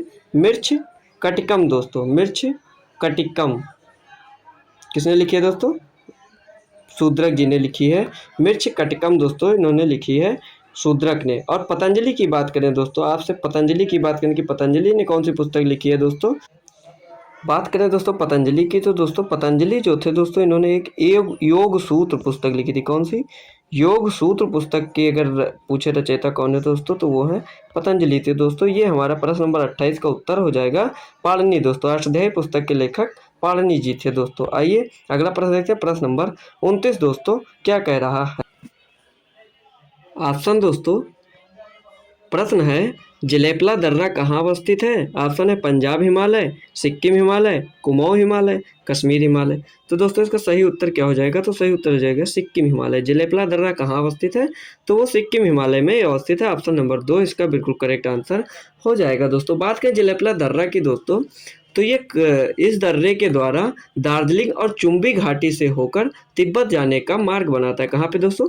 दार्जिलिंग और चुम्बी घाटी से होकर तिब्बत जाने का मार्ग बनाता है। कौन सा? सिक्किम हिमालय दोस्तों। जो दर्रा का नाम है जलेपला दर्रा दोस्तों। और दोस्तों भारत और चीन के बीच व्यापार इस दर्रे पर भी किया जाता है। भारत और, अगर प्रश्न में पूछ ले दोस्तों, भारत और चीन के बीच व्यापार किस दर्रे पे किया जाता है? तो दोस्तों वो है हमारा जलेपला दर्रा दोस्तों। ऑप्शन नंबर 2 इसका जो जलेपला दर्रा है जो सिक्किम में स्थित है दोस्तों, उस पे भारत और चीन के बीच व्यापार किया जाता है दोस्तों। और ये समुद्र तल से कितना ऊंचा है? तो 4270 मीटर ऊंचा है दोस्तों। कितना है ऊंचा है? 4270 मीटर ऊंचा है। कहाँ से? समुद्र तल से दोस्तों। अब बात करें दोस्तों पंजाब हिमालय। आइए दोस्तों अगला प्रश्न देख लेते हैं इसके बारे में दोस्तों। सिक्किम हिमालय ग्रेटर हिमालय हिमाद्री के रूप में जाना जाता है और किसका, हिमालय का एक हिस्सा है। ग्रेटर हिमालय जो हिमाद्री के रूप में भी जाना जाता है, किसके, जो ग्रेटर हिमालय है दोस्तों ये हिमाद्री के रूप में जाना जाता है, उसका हिस्सा है कौन, सिक्किम हिमालय। इस सीमा पश्चिम में नंगा पर्वत शिखर और पूर्व में नमचा बरवा चोटी के बीच है। क्या, नमचा बरवा चोटी के बीच है दोस्तों ये सीमा। दोस्तों दुनिया की सबसे ऊंची चोटी माउंट एवरेस्ट इसी सीमा में स्थित है। किसमें दोस्तों, इसी सीमा में स्थित है दोस्तों। कौन सी, माउंट एवरेस्ट चोटी दोस्तों। आइए देखते हैं अगला प्रश्न, प्रश्न नंबर 30 दोस्तों क्या कह रहा है, प्रश्न नंबर 30 दोस्तों क्या कह रहा है। प्रश्न नंबर 30 कह रहा है, नवंबर 2023 में कांग्रेस महासचिव के.सी. वेणुगोपाल ने किस तेलंगाना का मुख्यमंत्री घोषित किया। सर जी 2023 में पूछा है, नवंबर 2023 में कांग्रेस महासचिव के.सी. वेणुगोपाल ने किसे तेलंगाना का मुख्यमंत्री घोषित किया। के चंद्रशेखर राव को, रेवंत रेड्डी को, सोनिया गांधी को या राहुल गांधी को दोस्तों। तो इसका सही उत्तर क्या हो जाएगा, सही उत्तर हो जाएगा रेवंत रेड्डी। ऑप्शन नंबर 2 बिल्कुल करेक्ट आंसर हो जाएगा दोस्तों। आइए प्रश्न नंबर 31 दोस्तों देखते हैं। प्रश्न नंबर 31 कह रहा है, बॉल बेयरिंग का उपयोग स्थैतिक घर्षण को निम्नलिखित में से किसमें परिवर्तित करने के लिए किया जाता है। बॉल बेयरिंग का उपयोग स्थैतिक घर्षण को निम्नलिखित में से किसमें परिवर्तित करने के लिए किया जाता है। लोटनिक घर्षण, कर्षण या सर्पी घर्षण या इनमें से कोई नहीं। तो दोस्तों सही उत्तर हो जाएगा इसका लोटनिक घर्षण। ऑप्शन नंबर 1 बिल्कुल करेक्ट आंसर हो जाएगा प्रश्न नंबर 31 का दोस्तों। देखिए दोस्तों, बॉल बेयरिंग के रूप में जाना जाने वाला एक उपकरण 2 वलयों और 2 संयंत्रों के रूप में चलने वाली धातु की गेंदों से बना होता है। इसका उद्देश्य मशीन में गतिमान तत्वों को एक दूसरे पर रोल करके फिसलने से रोकना है। बॉल बेयरिंग द्वारा स्थैतिक घर्षण लोटनिक घर्षण में बदल जाता है। किसमें दोस्तों, लोटनिक घर्षण में बदल जाता है। आइए अगला प्रश्न देखते हैं। प्रश्न नंबर 32 दोस्तों क्या कह रहा है, प्रश्न नंबर 32 क्या कह रहा है। प्रश्न नंबर 32 कह रहा है, ईस्टर्न इकोनॉमिक्स फोरम 2023 किस देश में आयोजित किया गया, मतलब दोस्तों जाएगा नहीं, किया गया दोस्तों। ईस्टर्न इकोनॉमिक्स फोरम 2023 किस देश में आयोजित किया गया दोस्तों। ऑप्शन है अमेरिका, यूके, यूक्रेन या रूस। तो इसका सही उत्तर क्या होगा दोस्तों, सही उत्तर हो जाएगा रूस। ऑप्शन नंबर 4 बिल्कुल करेक्ट आंसर हो जाएगा दोस्तों। प्रश्न नंबर 33 दोस्तों देखिए क्या कह रहा है, निम्नलिखित में से कौन सा एक गैर संवैधानिक और गैर संविधिक निकाय है दोस्तों। क्या, गैर संवैधानिक और गैर सांविधिक निकाय है दोस्तों। भारत विशिष्ट पहचान प्राधिकरण, नीति आयोग, राष्ट्रीय मानवाधिकार आयोग या भारतीय प्रतिस्पर्धा आयोग। तो इसका सही उत्तर हो जाएगा नीति आयोग। ऑप्शन नंबर 2 बिल्कुल करेक्ट आंसर हो जाएगा दोस्तों। आइए देखते हैं नीति आयोग क्या है दोस्तों। नीति आयोग की स्थापना 2015 में भारत सरकार द्वारा की गई। किसके द्वारा, भारत सरकार द्वारा। यह आर्थिक नीति और विकास के मामलों पर सरकार की एक सलाहकारी निकाय है दोस्तों, और यह एक संवैधानिक निकाय नहीं है और इसके पास कोई विशिष्ट शक्तियां या कार्य नहीं है जो किसी कानून में उल्लिखित है दोस्तों। किसके, नीति आयोग के पास। आइए देखते हैं अगला प्रश्न, प्रश्न नंबर 34 दोस्तों क्या कह रहा है। प्रश्न नंबर 34 क्या कह रहा है, प्रश्न नंबर 34 कह रहा है, निम्नलिखित में से किस शहर ने नेशनल स्मार्ट सिटी कॉन्क्लेव 2023 में सर्वश्रेष्ठ स्मार्ट सिटी का स्थान प्राप्त किया। कौन सा शहर है जो नेशनल स्मार्ट सिटी कॉन्क्लेव 2023 में सर्वश्रेष्ठ स्मार्ट सिटी का स्थान प्राप्त किया। इंदौर, सूरत, लखनऊ, आगरा। तो सही उत्तर क्या हो जाएगा दोस्तों, इंदौर। ऑप्शन नंबर 1 बिल्कुल करेक्ट आंसर हो जाएगा दोस्तों। आइए प्रश्न नंबर 35 दोस्तों देखते हैं। प्रश्न नंबर 35 कह रहा है, भारतीय संविधान का कौन सा भाग हमारी राजनीति के पंथ निरपेक्ष चरित्र के लिए प्रदान करता है। भारतीय संविधान का कौन सा भाग हमारी राजनीति के पंथ निरपेक्ष चरित्र के लिए प्रदान करता है दोस्तों। मौलिक कर्तव्य, प्रस्तावना, राजनीति के निर्देश सिद्धांत या मौलिक अधिकार। तो इसका सही उत्तर हो जाएगा प्रस्तावना। ऑप्शन नंबर 2 बिल्कुल करेक्ट आंसर हो जाएगा दोस्तों। आइए प्रश्न नंबर 36 दोस्तों देखते हैं क्या कह रहा है। प्रश्न नंबर 36 क्या कह रहा है, 61वां संवैधानिक संशोधन अधिनियम किससे संबंधित है दोस्तों। ऑप्शन देख लीजिए। ऑप्शन है अनुसूचित जाति के लिए सीटों का आरक्षण प्रदान करने हेतु, शिक्षा के अधिकार से, मतदान की आयु 21 से कम करके 18 वर्ष करने से, या भूमि सुधार से। तो दोस्तों इसका सही उत्तर हो जाएगा ऑप्शन नंबर 3, मतदान की आयु 21 से कम करके 18 वर्ष करने से दोस्तों 61वां संवैधानिक संशोधन अधिनियम संबंधित है दोस्तों। ये कब हुआ था दोस्तों, अगर आपसे पूछे 61वां संविधान संशोधन कब हुआ था दोस्तों, 61वां संविधान संशोधन कब हुआ था दोस्तों, तो ये हुआ था 1987 ईस्वी में। कब हुआ था, 1987 ईस्वी में 61वां संविधान संशोधन हुआ था दोस्तों। आइए अगला प्रश्न देखते हैं, प्रश्न नंबर 37 दोस्तों क्या कह रहा है। प्रश्न नंबर 37 कह रहा है, निम्नलिखित में से कौन सा भारत में सूक्ष्म वित्त संस्थानों द्वारा पेश किया जाने वाला एक सामान्य उत्पादक नहीं है। ऑप्शन है क्रेडिट कार्ड, व्यक्तिगत ऋण, बीमा उत्पाद या बचत खाते। तो दोस्तों इसका सही उत्तर हो जाएगा क्रेडिट कार्ड दोस्तों। ऑप्शन नंबर 1 बिल्कुल करेक्ट आंसर हो जाएगा दोस्तों। आइए प्रश्न नंबर 38 दोस्तों देखते हैं क्या कह रहा है। प्रश्न नंबर 38 कह रहा है, गिनी गुणांक किसके लिए प्रयोग किया जाता है। जो गिनी गुणांक है दोस्तों किसके लिए प्रयोग किया जाता है, आय समानता को मापने के लिए, आय असमानता को मापने के लिए, आय के वितरण को मापने के लिए, या लाभ और हानि को मापने के लिए। तो इसका सही उत्तर क्या होगा दोस्तों, तो इसका सही उत्तर हो जाएगा आय के, क्या हो जाएगा दोस्तों, आय असमानता को मापने के लिए। ऑप्शन नंबर 2 इसका बिल्कुल करेक्ट आंसर हो जाएगा। गिनी गुणांक जो है वो आय असमानता को मापने के लिए प्रयोग किया जाता है दोस्तों। आइए प्रश्न नंबर 39 दोस्तों देखते हैं। प्रश्न नंबर 39 कह रहा है, बंगाल का विभाजन किसके द्वारा रद्द किया गया था। जो बंगाल का विभाजन था वो किसके द्वारा रद्द किया गया था दोस्तों, लॉर्ड हार्डिंग द्वितीय के द्वारा, लॉर्ड मिंटो या लॉर्ड कर्जन या लॉर्ड लिटन के द्वारा। तो दोस्तों ये जो रद्द किया गया था दोस्तों विभाजन दोस्तों, वो किया गया था लॉर्ड हार्डिंग द्वितीय। ऑप्शन नंबर 1 बिल्कुल करेक्ट आंसर इसका हो जाएगा।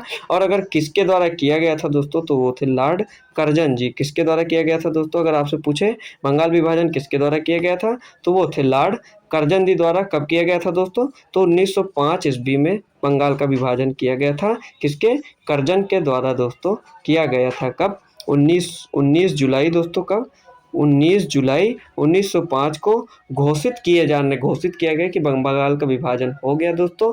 और दोस्तों 16 अक्टूबर 1905 को बड़े पैमाने पर मुस्लिम पूर्वी क्षेत्रों को बड़े पैमाने पर हिंदू पश्चिमी क्षेत्रों से अलग कर दिया गया। कब दोस्तों, 16 अक्टूबर 1905 को। कब, 16 अक्टूबर 1905 को दोस्तों। घोषणा कब हुई थी दोस्तों, 19 जुलाई 1905 को दोस्तों। तो ये आप लोग नोट कर लीजिएगा दोस्तों।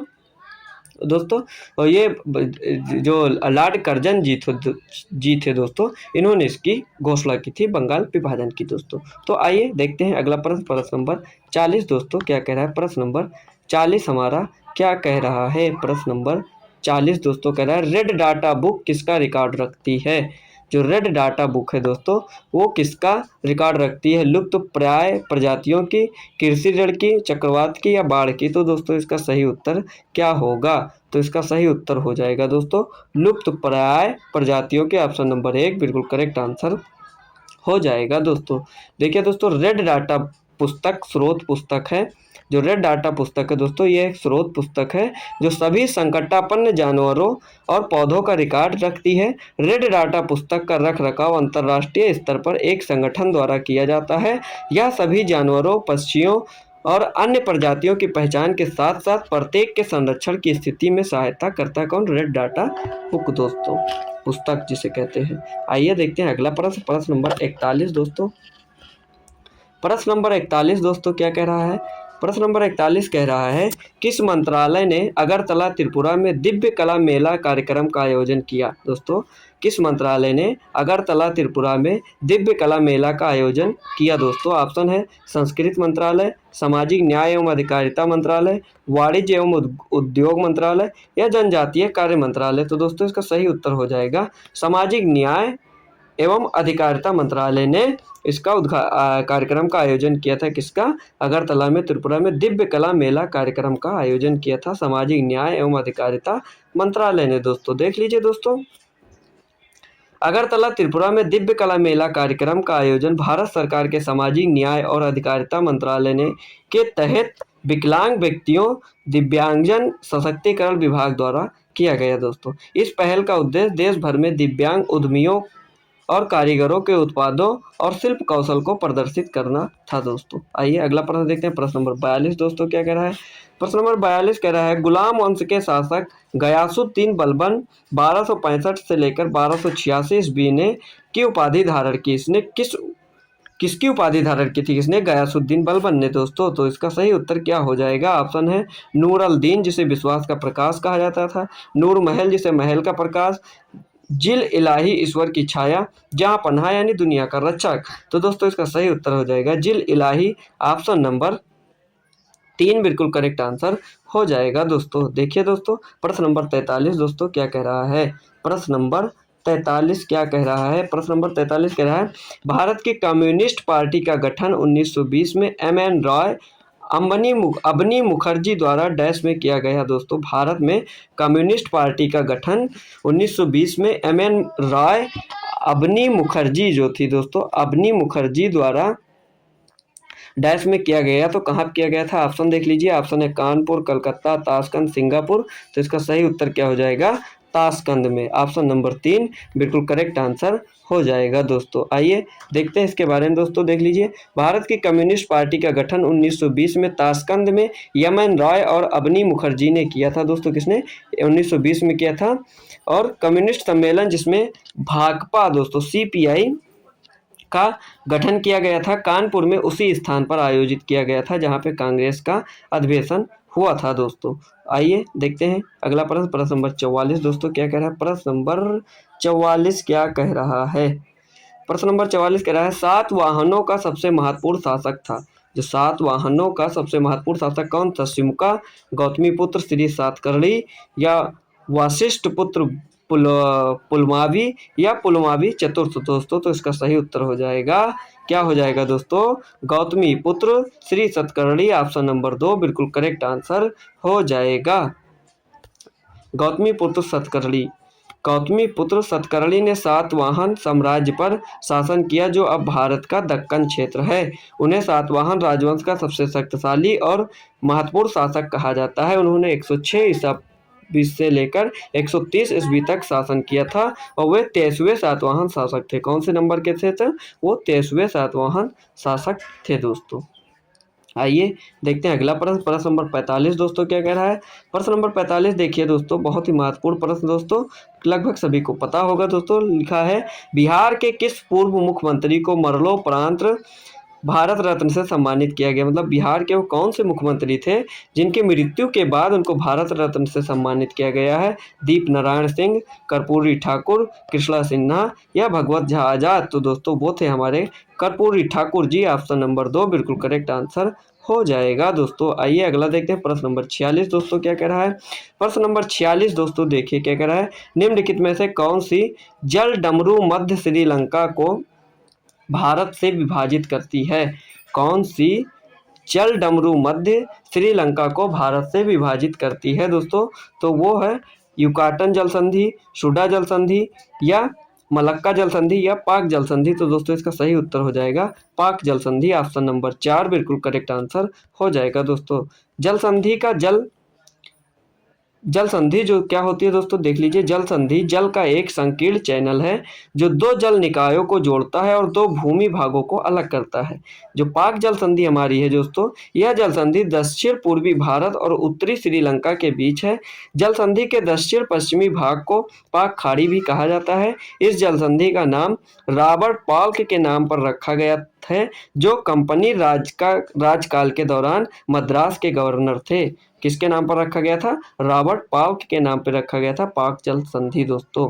आइए देखते हैं और दोस्तों आप लोग जान लीजिए सब महत्वपूर्ण दोस्तों और कुछ जल संधियों के नाम आप लोग देख लीजिए दोस्तों। जैसे एक जल संधि दोस्तों है सुंडा जल संधि।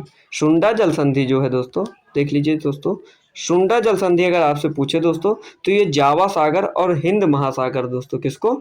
जावा सागर और हिंद महासागर में शामिल है दोस्तों। और ये इंडोनेशिया का जावा द्वीप अपने सुमात्रा द्वीप के साथ है दोस्तों। कौन सी? सुंडा जल संधि। और अगर आपसे पूछे पाक जल संधि है दोस्तों, ये किसमें शामिल है? तो बंगाल की खाड़ी और पाक की खाड़ी से ये पाक जल संधि शामिल है दोस्तों। और ये भारत और श्रीलंका को अलग करती है दोस्तों। आइए देखते हैं अगला प्रश्न दोस्तों। प्रश्न नंबर 47 दोस्तों क्या कह रहा है? प्रश्न नंबर 47 दोस्तों कह रहा है, जलियांवाला बाग हत्याकांड के विरोध में किसने ब्रिटिश सरकार की नाइटहुड की उपाधि को लौटा दिया था? जलियांवाला बाग हत्याकांड के विरोध में किसने ब्रिटिश सरकार की नाइटहुड की उपाधि को लौटा दिया था दोस्तों?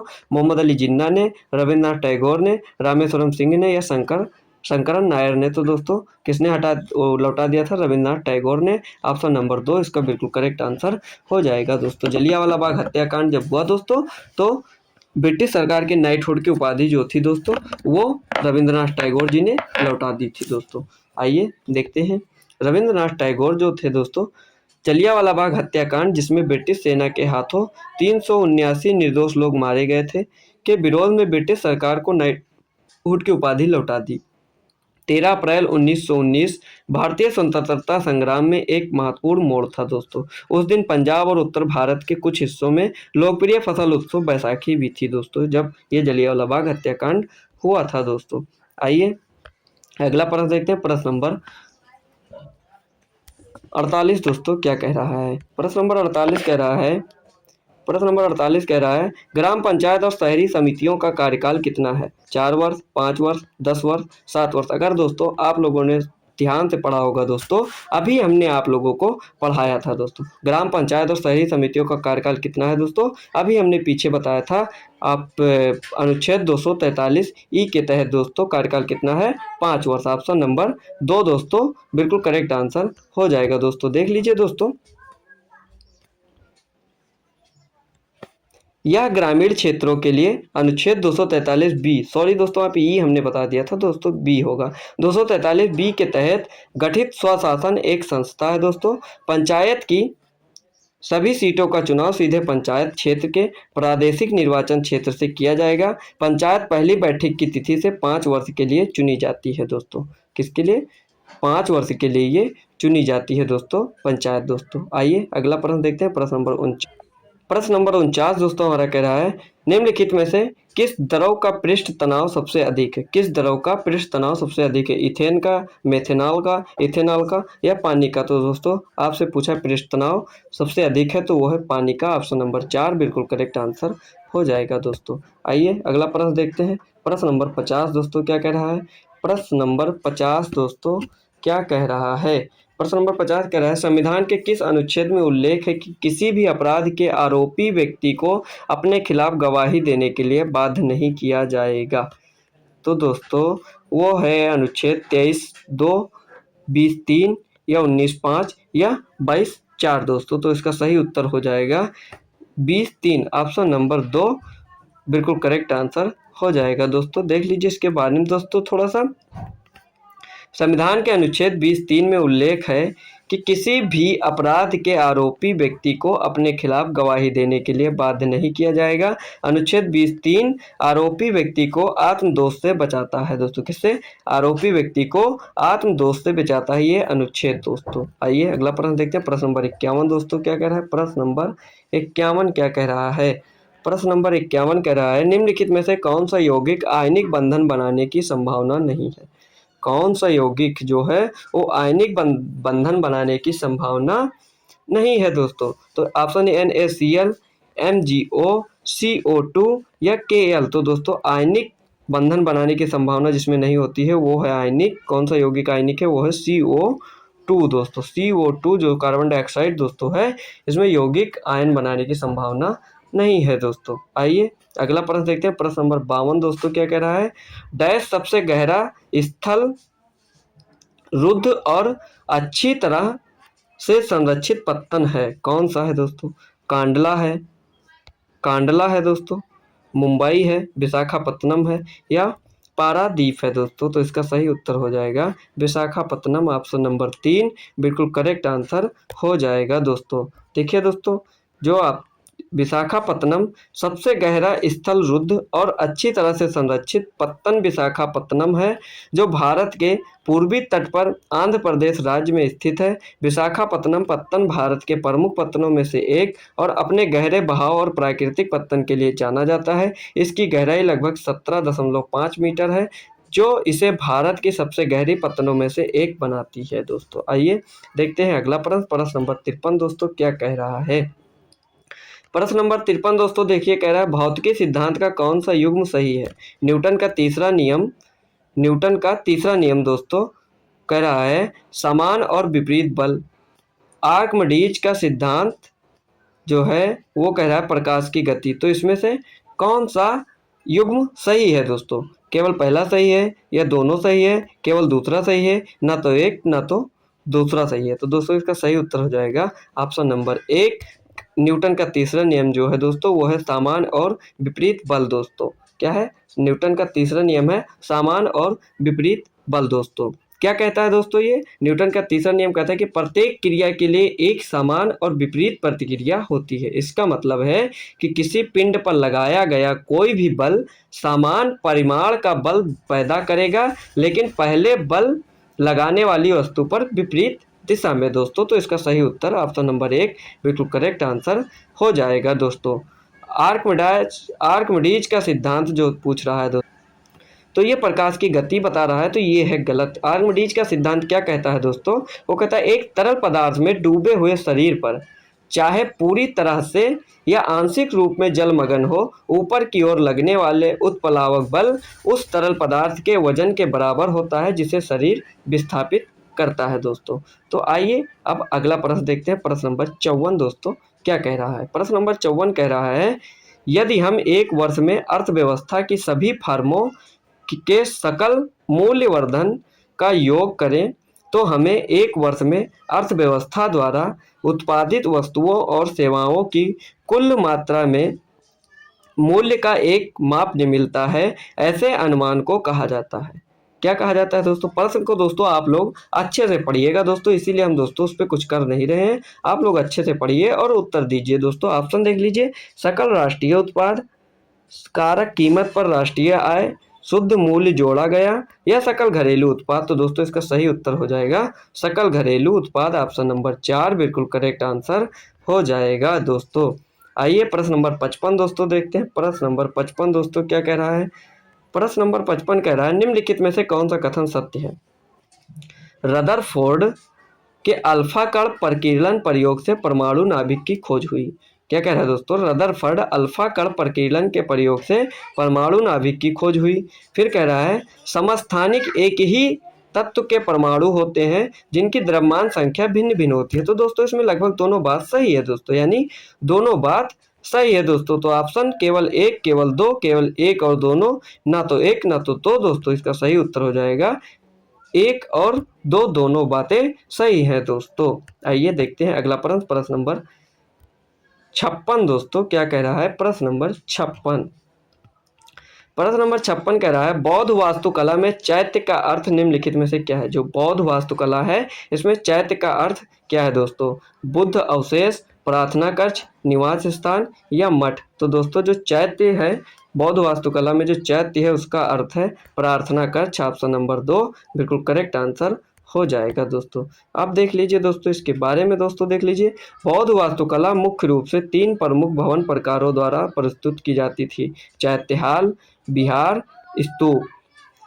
चैत्य पूजा का स्थान है दोस्तों। जो चैत्य है दोस्तों वो पूजा का स्थान है, जबकि विहार जो है वो भिक्षुओं का निवास स्थान है। प्रारंभ में चैत्य और विहार दोनों लकड़ियों के बनाए गए थे और बाद में पत्थर को काट कर काटे गए। दोस्तों कब? बाद में जो है पत्थर को काट कर काटे गए, चैत्य और विहार बनाए गए। दोस्तों आइए, विहार का मतलब मठ होता है दोस्तों, चैत्यहाल पूजा या प्रार्थना कक्ष दोस्तों, स्तूप मतलब पूजा ध्यान के लिए अर्धगोलाकार टीला। दोस्तों आइए अगला प्रश्न देखते हैं। प्रश्न नंबर 57 दोस्तों क्या कह रहा है? प्रश्न नंबर 57 कह रहा है भारत में ताड़, नारियल, केवड़ा अगर निम्नलिखित में से किस वन के सामान्य वृक्ष हैं? मैंग्रोव वन, उष्णकटिबंधीय सदाबहार वन, उष्णकटिबंधीय पर्णपाती वन या पर्वतीय वन। तो दोस्तों इसका सही उत्तर हो जाएगा मैंग्रोव वन। ऑप्शन नंबर 1 बिल्कुल करेक्ट आंसर हो जाएगा। दोस्तों देख लीजिए दोस्तों मैंग्रोव वन जो है वो ज्वार से प्रभावित तटों के क्षेत्रों में पाया जाता है। ऐसे तटों पर मिट्टी और गाद जमा हो जाती है। घने मैंग्रोव सामान्य किस्में हैं जिनमें पौधों की जड़ें पानी के नीचे डूबी रहती हैं। गंगा, महानदी, कृष्णा, गोदावरी और कावेरी के डेल्टा द्रोणी इस तरह की वनस्पति से आच्छादित हैं। दोस्तों आइए देखते हैं अगला प्रश्न, प्रश्न नंबर 58 दोस्तों क्या कह रहा है। प्रश्न नंबर 58 कह रहा है राष्ट्रीय ब्लैक HIV एड्स जागरूकता, क्या कह रहा है दोस्तों, राष्ट्रीय ब्लैक HIV एड्स जागरूकता दिवस जो NBHAAD 2024 का विषय क्या है। HIV एड्स के खिलाफ उठो, चुप्पी तोड़ना, HIV कलंक को समाप्त करना, संलग्न हो, शिक्षित करें, सशक्त बनाएं, काले समुदाय के HIV एड्स को समाप्त करने के लिए एकजुट हो, समुदायों को जोड़ना, बेहतर भविष्य के लिए HIV से मिलकर लड़ना दोस्तों। तो इसका 2024 का विषय क्या है दोस्तों, तो इसका विषय है ऑप्शन नंबर 3 ही है दोस्तों, ऑप्शन नंबर 3, संलग्न हो, शिक्षित करें, सशक्त बनाएं, काले समुदाय में HIV एड्स को समाप्त करने के लिए एकजुट हो दो। ऑप्शन नंबर 3 बिल्कुल करेक्ट हो। अगर आपसे पूछे HIV एड्स दिवस कब मनाया जाता है दोस्तों, तो 1 दिसंबर को मनाया जाता है। एड्स दिवस कब मनाया जाता है दोस्तों, 1 दिसंबर को मनाया जाता है एड्स दिवस दोस्तों। आइए अगला प्रश्न देखते हैं, प्रश्न नंबर 59 दोस्तों क्या कह रहा है। भारतीय मानक समय IST Greenwich mean time GMT से मतलब डैश आगे है, कितना आगे है दोस्तों, 3 घंटा 45 मिनट, 7 घंटा 15 मिनट, 2 घंटे 5 घंटा 30 मिनट। तो दोस्तों ये जो भारतीय मानक समय है दोस्तों, इंडियन स्टैंडर्ड टाइम जो है दोस्तों, वो ग्रीनविच मीन टाइम से 5.5 घंटा आगे, कितना दोस्तों, 5.5 घंटा, यानी 5 घंटा 30 मिनट दोस्तों आगे है दोस्तों, कितना, 5 घंटा 30 मिनट आगे है दोस्तों। आइए प्रश्न नंबर 60 दोस्तों देख लीजिए। प्रश्न नंबर 60 देखिए दोस्तों क्या कह रहा है। ओजोन परत वायुमंडल की निम्नलिखित में से किस परत में पाई जाती है। जो ओजोन परत है दोस्तों, वो वायुमंडल में निम्नलिखित में से किस परत में पाई जाती है। समताप मंडल में, क्षोभ मंडल में, मध्य मंडल में या बहिर्मंडल में। तो दोस्तों इसका सही उत्तर हो जाएगा समताप मंडल में। ऑप्शन नंबर 1 बिल्कुल करेक्ट आंसर हो जाएगा दोस्तों। और अगर आपसे पूछे दोस्तों ओजोन संरक्षण दिवस कब मनाया जाता है, तो ओजोन संरक्षण दिवस मनाया जाता है 16 सितंबर को दोस्तों। कब मनाया जाता है, 16 सितंबर को ओजोन परत संरक्षण दिवस मनाया जाता है दोस्तों। और ये कहाँ, किस मंडल में पाई जाती है, तो ये पाई जाती है समताप मंडल में दोस्तों। आइए अगला प्रश्न देखते हैं, प्रश्न नंबर 61 दोस्तों क्या कह रहा है। प्रश्न नंबर 61 कह रहा है सोवना नारायण एक प्रसिद्ध नर्तकी है। सोवना नारायण जो है वो डैश कहाँ की नर्तकी है दोस्तों, मणिपुरी, कुचिपुड़ी, ओडिसी या कथक। तो दोस्तों जो सोवना नारायण है वो कथक की प्रसिद्ध नर्तकी, किसकी, कथक जो है शास्त्रीय नृत्य जो है दोस्तों कथक, उसकी प्रसिद्ध नर्तकी है कौन, सोवना नारायण दोस्तों। आइए सोवना नारायण के बारे में देखते हैं दोस्तों। सोवना नारायण जो है दोस्तों, सोवना नारायण एक प्रसिद्ध कथक नृत्यांगना है जिनका जन्म 17 फरवरी 1949 को भारत के पश्चिम बंगाल राज्य में हुआ था दोस्तों। कथक नृत्य शैली अपने जटिल कदम ताल, लयबद्ध शारीरिक गतिविधियों और चेहरे के भावों के लिए जानी जाती है। किसके लिए, लयबद्ध शारीरिक गतिविधि और चेहरे के भावों के लिए जानी जाती है कथक नृत्य जो है दोस्तों। आइए अगला प्रश्न देखते हैं, प्रश्न नंबर 62 दोस्तों क्या कह रहा है। प्रश्न नंबर 62 दोस्तों क्या कह रहा है, प्रश्न नंबर 62। और दोस्तों इसमें प्रश्न नंबर 61 में दोस्तों आप लोग और दोस्तों नोट जान लीजिए दोस्तों। प्रश्न नंबर 62 में दोस्तों एक पेज लेते हैं दोस्तों और इसमें बताते हैं दोस्तों, उसमें दोस्तों प्रसिद्ध नर्तक, नृत्य शैली के प्रसिद्ध नर्तक कुछ बता देते हैं दोस्तों और आप लोग नोट कर लीजिए। जैसे दोस्तों मणिपुरी नृत्य शैली जो है, मणिपुरी दोस्तों हम लिख रहे हैं दोस्तों, मणिपुरी दोस्तों, कौन सी, मणिपुरी, थोड़ा बड़ा लिखते हैं दोस्तों, छोटा लिख नहीं जा रहा है, मणिपुरी दोस्तों। इसके जो मतलब प्रसिद्ध नर्तक हैं दोस्तों एलएम इंदिरा, कौन है दोस्तों, एलएम इंदिरा, एलएम इंदिरा। आप लोग नोट कर लीजिए दोस्तों, या तो स्क्रीनशॉट ले लेना या तो नोट कर लेना, मैं बोल रहा हूँ सुन भी लीजिए और नोट भी कर लीजिए। एलएम इंदिरा दोस्तों, और एक है बिंबावती देवी, कौन दोस्तों, बिंबावती देवी, बिंबावती देवी दोस्तों, ये मणिपुर नृत्य शैली के प्रसिद्ध नर्तक हैं दोस्तों। और गुरु बिपिन सिंह, कौन से दोस्तों, गुरु बिपिन सिंह दोस्तों, गुरु बिपिन सिंह दोस्तों, ये प्रमुख नर्तक हैं दोस्तों इसके। अगर बात करें कुचिपुड़ी की दोस्तों, अगर आपसे बात करें दोस्तों कुचिपुड़ी, मैं लिख रहा हूँ दोस्तों, बात करें कुचिपुड़ी दोस्तों, जो कुचिपुड़ी नृत्य शैली है इसके प्रमुख नर्तक कौन कौन से हैं दोस्तों, तो राजा और राधा रेड्डी, कौन से दोस्तों, राजा और राजा और राधा रेड्डी दोस्तों, राजा और राधा रेड्डी दोस्तों, राजा और राधा रेड्डी। यामिनी रेड्डी दोस्तों, यामिनी रेड्डी कुचिपुड़ी के प्रमुख नर्तक हैं दोस्तों, प्रसिद्ध नर्तक दोस्तों, यामिनी रेड्डी। और शोभा नायडू दोस्तों, कौन से? शोभा नायडू भी कुचिपुड़ी के प्रसिद्ध नर्तक हैं दोस्तों। अगर बात करें आपसे ओडिसी, बात करें आपसे ओडिसी दोस्तों, किसकी बात करें? आपकी ओडिसी, ओडिसी, ओडिसी जो नृत्य शैली है दोस्तों, ओडिसी, ओडिसी जो नृत्य शैली है दोस्तों, इसके प्रसिद्ध नर्तक कौन कौन से हैं दोस्तों? माधवी मुदगल, माधवी मुगदल दोस्तों, माधवी मुगदल दोस्तों, माधवी मुगदल दोस्तों। इसके प्रसिद्ध नर्तक हैं सोनल मान सिंह दोस्तों, सोनल मान सिंह भी इसके प्रसिद्ध नर्तक हैं, सोनल मान सिंह दोस्तों, सोनल मान सिंह इसके प्रसिद्ध नर्तक हैं दोस्तों। और संजुक्ता पाणिग्राही दोस्तों, कौन? संजुक्ता भी है इसकी प्रसिद्ध नर्तक दोस्तों, संजुक्ता। अब बात करते हैं दोस्तों आपसे कथक की। कथक में मैंने अभी आप लोगों को एक बताया था दोस्तों, सोना नारायण। अब एक बता देते हैं दोस्तों, बिरजू महाराज जो है इसके प्रसिद्ध नर्तक हैं दोस्तों, किसके? इसी के दोस्तों, बिरजू महाराज। और कुमुदनी लाखिया, पंडित दुर्गालाल दोस्तों, ये कथक नृत्य शैली के प्रसिद्ध नर्तक हैं दोस्तों। तो आइए अब अगला प्रश्न देखते हैं, प्रश्न नंबर 62 दोस्तों। क्या कह रहा है प्रश्न नंबर 62?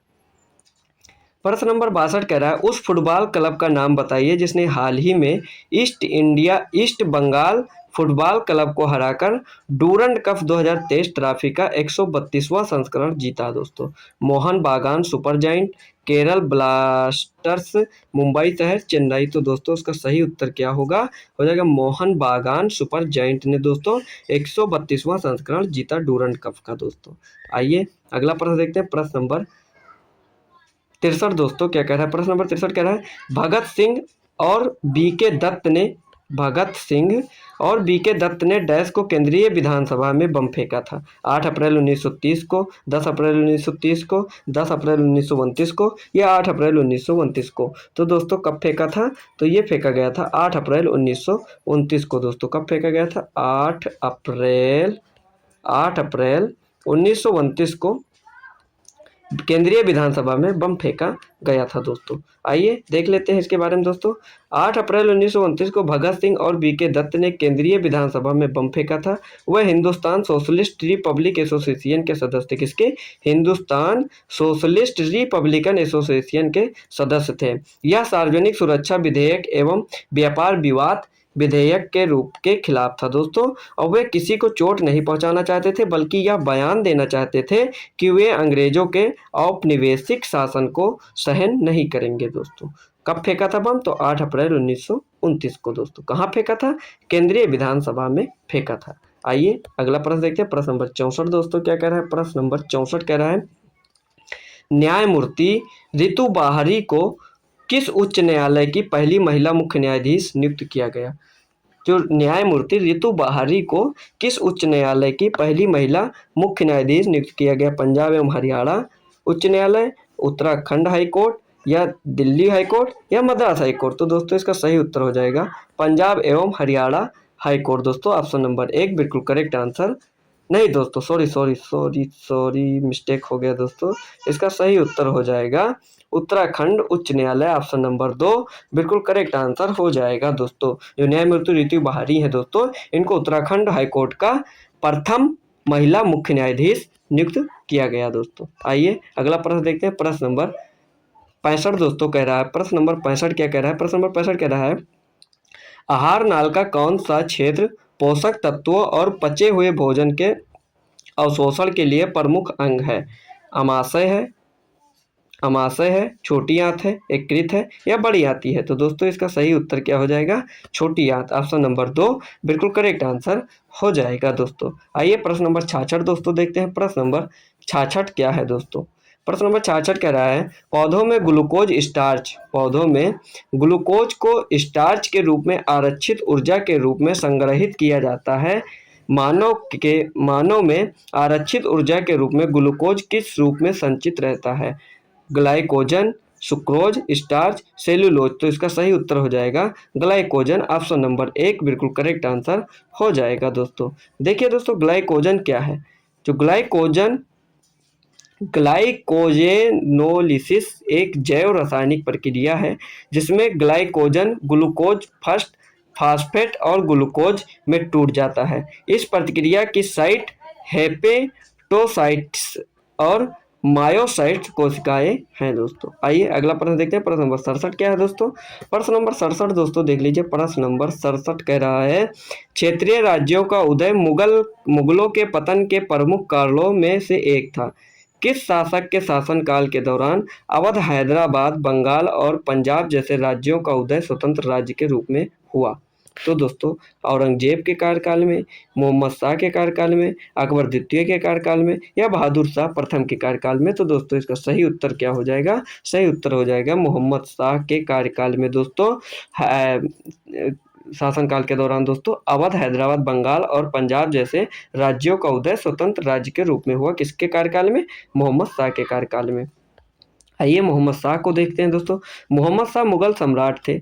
मोहम्मद शाह जो थे वो मुगल सम्राट थे और 1719 ईस्वी में मुगल सिंहासन पर बैठे थे दोस्तों। उनका असली नाम क्या था? रोशन अख्तर। अगर आपसे पूछे मुगल बादशाह मोहम्मद शाह का असली नाम क्या था, तो उनका नाम था रोशन अख्तर और बहादुर शाह का पोता था। ये किसके पोता थे? तो ये बहादुर शाह का पोता था। इनका जन्म 1702 ईस्वी में हुआ था। कब हुआ था? 1702 ईस्वी में फतेहपुर सीकरी में हुआ था और वह महज 17 साल के थे जब वे मुगल सिंहासन पर बैठे। कितने साल के थे दोस्तों? तो वो थे 17 साल के। आइए अगला प्रश्न देखते हैं। प्रश्न नंबर 68 दोस्तों क्या कह रहा है? प्रश्न नंबर 68 क्या कह रहा है? प्रश्न नंबर 68 कह रहा है, निम्नलिखित में से कौन सा खेल आइटम हेजमैन ट्रॉफी से संबंधित है? कौन सा खेल है जो आइटम हेजमैन ट्रॉफी से संबंधित है? रग्बी, बेसबॉल, क्रिकेट या फुटबॉल? तो दोस्तों वह खेल है फुटबॉल दोस्तों, जो है वो आइटम हेजमैन ट्रॉफी से संबंधित है। ऑप्शन नंबर 4 प्रश्न नंबर 68 का बिल्कुल करेक्ट आंसर हो जाएगा दोस्तों। आइए अगला प्रश्न देख लेते हैं दोस्तों। इस ट्रॉफी का संबंध फुटबॉल से है। यह संयुक्त राज्य अमेरिका में कॉलेज फुटबॉल में सबसे उत्कृष्ट खिलाड़ी को प्रतिवर्ष प्रदान किया जाता है। यह पुरस्कार 1935 में डाउनटाउन एथलेटिक क्लब द्वारा स्थापित किया गया था। कब? 1935 में। इसका नाम डाउनटाउन एथलेटिक क्लब के एथलेटिक निदेशक जॉन हेड्समैन के नाम पर रखा गया था इस ट्रॉफी का नाम दोस्तों। आइए अगला प्रश्न देखते हैं। प्रश्न नंबर 69 क्या कह रहा है? प्रश्न नंबर 69 कह रहा है, कैल्शियम ऑक्साइड में कैल्शियम और ऑक्सीजन के द्रव्यमान का अनुपात कितना होता है? देखिए दोस्तों, कैल्शियम ऑक्साइड में कैल्शियम और ऑक्सीजन के द्रव्यमान का अनुपात कितना होता है? तो दोस्तों ऑप्शन है 5:2, 3:2, 2:3 या 2:5। तो दोस्तों इसका सही उत्तर क्या होगा? तो सही उत्तर इसका हो जाएगा 5:2। कितना? 5:2 दोस्तों कैल्शियम ऑक्साइड और कैल्शियम और ऑक्सीजन के द्रव्यमान का अनुपात होता है। ऑप्शन नंबर 1 बिल्कुल करेक्ट आंसर हो जाएगा दोस्तों। आइए प्रश्न नंबर 70 देखते हैं दोस्तों क्या कह रहा है। प्रश्न नंबर 70 कह रहा है, भूमि सुधार और इसमें शामिल अन्य कानूनों को न्यायिक समीक्षा से बचाने के लिए संविधान प्रथम संशोधन अधिनियम 1951 द्वारा भारत के संविधान की डैश अनुसूची जोड़ी गई। कौन सी अनुसूची जोड़ी गई थी दोस्तों प्रथम संशोधन में? तो 10वीं अनुसूची जोड़ी गई, 9वीं जोड़ी गई, 11वीं या 8वीं? तो दोस्तों इसका सही उत्तर क्या होगा? तो इसका सही उत्तर हो जाएगा 9वीं। ऑप्शन नंबर 2 बिल्कुल करेक्ट आंसर हो जाएगा दोस्तों। आइए 9वीं अनुसूची से जान लेते हैं दोस्तों। केंद्रीय और राज्य कानूनों की एक सूची जिसे कानूनी रूप से चुनौती नहीं दी जा सकती 9वीं अनुसूची में पाई जाती है।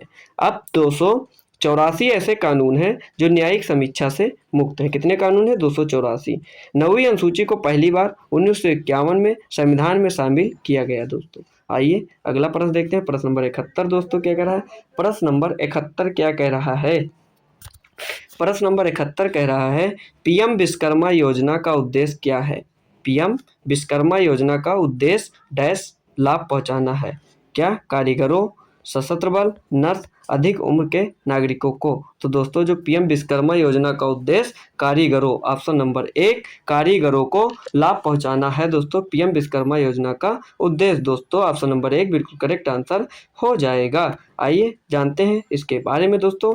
प्रधानमंत्री नरेंद्र मोदी ने लाल किले की प्राचीर से राष्ट्र को अपने स्वतंत्रता दिवस के संबोधन में कारीगरों के लिए योजनाओं की घोषणा की। विश्वकर्मा योजना, जिसमें पारंपरिक कारीगर कार्यों में लगे युवाओं के बीच कौशल विकास में मदद करने के लिए लगभग 13,000 करोड़ से 15,000 करोड़ का आवंटन शामिल है दोस्तों। आइए अगला प्रश्न देखते हैं। प्रश्न नंबर 72 दोस्तों क्या कह रहा है? प्रश्न नंबर 72 दोस्तों क्या कह रहा है? प्रश्न नंबर 72 कह रहा है निम्नलिखित में से कौन भारत में एकमात्र नोट जारी करने वाला प्राधिकरण है? भारत में एकमात्र नोट जारी करने वाला प्राधिकरण कौन है दोस्तों? भारतीय औद्योगिक वित्त निगम, भारतीय राष्ट्रीय भुगतान निगम, भारतीय रिजर्व बैंक या भारतीय स्टेट बैंक? तो दोस्तों इसका सही उत्तर हो जाएगा भारतीय रिजर्व बैंक, ऑप्शन नंबर 3 बिल्कुल करेक्ट आंसर हो जाएगा। भारतीय रिजर्व बैंक एक ऐसा प्राधिकरण है जो भारत में एकमात्र नोट जारी करने का प्राधिकरण है दोस्तों। आइए जानते हैं भारतीय रिजर्व बैंक, जिसका शॉर्ट फॉर्म है RBI, reserve bank of India दोस्तों। यह भारत की केंद्रीय बैंकिंग संस्था है। इसकी स्थापना कब हुई थी? तो 1 अप्रैल 1935 को भारतीय रिजर्व बैंक अधिनियम 1934 के तहत की गई थी। आइए अब अगला प्रश्न देखते हैं। प्रश्न नंबर 73 दोस्तों क्या कह रहा है? प्रश्न नंबर 73 क्या कह रहा है? प्रश्न नंबर 73 कह रहा है कौटिल्य की सहायता से किसने 322 ईसा पूर्व में अंतिम नंद शासक धनानंद को उखाड़ फेंका था?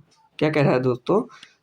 कौटिल्य की सहायता से किसने 322 ईसा पूर्व में अंतिम नंद शासक धनानंद को उखाड़ फेंका था? अशोक ने, चंद्रगुप्त मौर्य ने, अकबर ने या काला अशोक ने? तो दोस्तों इसका सही उत्तर हो जाएगा चंद्रगुप्त मौर्य ने, ऑप्शन नंबर 2 बिल्कुल करेक्ट आंसर हो जाएगा दोस्तों। चंद्रगुप्त मौर्य जो थे वो दोस्तों कौटिल्य की सहायता से अंतिम नंद शासक धनानंद को उखाड़ फेंका था दोस्तों। आइए कौटिल्य की मदद से चंद्रगुप्त मौर्य ने 322 ईसा पूर्व में अंतिम नंद शासक धनानंद को उखाड़ फेंका था। चंद्रगुप्त मौर्य मौर्य साम्राज्य के संस्थापक थे। मौर्य साम्राज्य के संस्थापक कौन थे? चंद्रगुप्त मौर्य दोस्तों। उन्होंने 25 वर्ष की छोटी उम्र में नंद वंश के अंतिम शासक धनानंद से पाटलिपुत्र पर कब्जा कर लिया था। इस कार्य में उनकी सहायता कौटिल्य ने की थी, जिन्हें चाणक्य या विष्णुगुप्त के नाम से भी जाना जाता है दोस्तों। आइए अगला प्रश्न देखते हैं। प्रश्न नंबर 74 दोस्तों क्या कह रहा है? प्रश्न नंबर 74 क्या कह रहा है? उगादि एक तेलुगु त्यौहार है जो डैश के अवसर पर मनाया जाता है। उगादि एक तेलुगु त्यौहार है जो डैश के अवसर पर मनाया जाता है दोस्तों। ऑप्शन है भगवान कृष्ण के जन्म पर, भगवान राम के जन्म पर, मानसून के आवागमन या तेलुगु नववर्ष पर? तो दोस्तों इसका सही उत्तर हो जाएगा तेलुगु नववर्ष, ऑप्शन नंबर 4 बिल्कुल करेक्ट आंसर हो जाएगा दोस्तों। देखिए दोस्तों जो उगादि है, उगादि जिसे आंध्र प्रदेश के हिंदुओं के नए वर्ष के दिन के रूप में मनाया जाता है। चैत्र के महीने में हिंदू लूनी सौर कैलेंडर के पहले दिन मनाया जाता है। हिंदू लूनी सौर कैलेंडर के पहले दिन मनाया जाता है दोस्तों चैत्र के महीने में। और ग्रेगोरियन कैलेंडर जो है दोस्तों, जो आजकल हम लोग यूज करते हैं दोस्तों, ग्रेगोरियन कैलेंडर के अनुसार यह मार्च या अप्रैल में पड़ता है दोस्तों। तो आइए अगला प्रश्न और इस सेट का आखिरी प्रश्न दोस्तों क्या कह रहा है? मत्स्य पालन क्षेत्र में सूक्ष्म और लघु उद्यमों के लिए केंद्रीय मंत्रिमंडल द्वारा अनुमोदित नई योजना का नाम क्या है? तो दोस्तों ऑप्शन देख लीजिए। प्रधानमंत्री मत्स्य संपदा योजना, प्रधानमंत्री मत्स्य किसान समृद्धि सह योजना, मत्स्य पालन और जल कृषि अवसंरचना विकास निधि या प्रधानमंत्री मत्स्य कृषि संपदा योजना। तो दोस्तों इसका सही आंसर क्या हो जाएगा? तो इसका सही आंसर हो जाएगा प्रधानमंत्री मत्स्य किसान समृद्धि योजना, ऑप्शन नंबर 2 बिल्कुल करेक्ट आंसर हो जाएगा। क्या हो जाएगा? प्रधानमंत्री मत्स्य किसान समृद्धि योजना, ऑप्शन नंबर 2 बिल्कुल करेक्ट आंसर हो जाएगा दोस्तों। आइए आज के लिए इतना ही दोस्तों। अब मिलेंगे आपको अगले प्रैक्टिस सेट में दोस्तों। अगर वीडियो पसंद आई हो तो दोस्तों वीडियो को लाइक करें जो दोस्तों। अगर चैनल पर नए हैं दोस्तों तो चैनल को सब्सक्राइब करना ना भूलें दोस्तों। जय हिंद, जय भारत।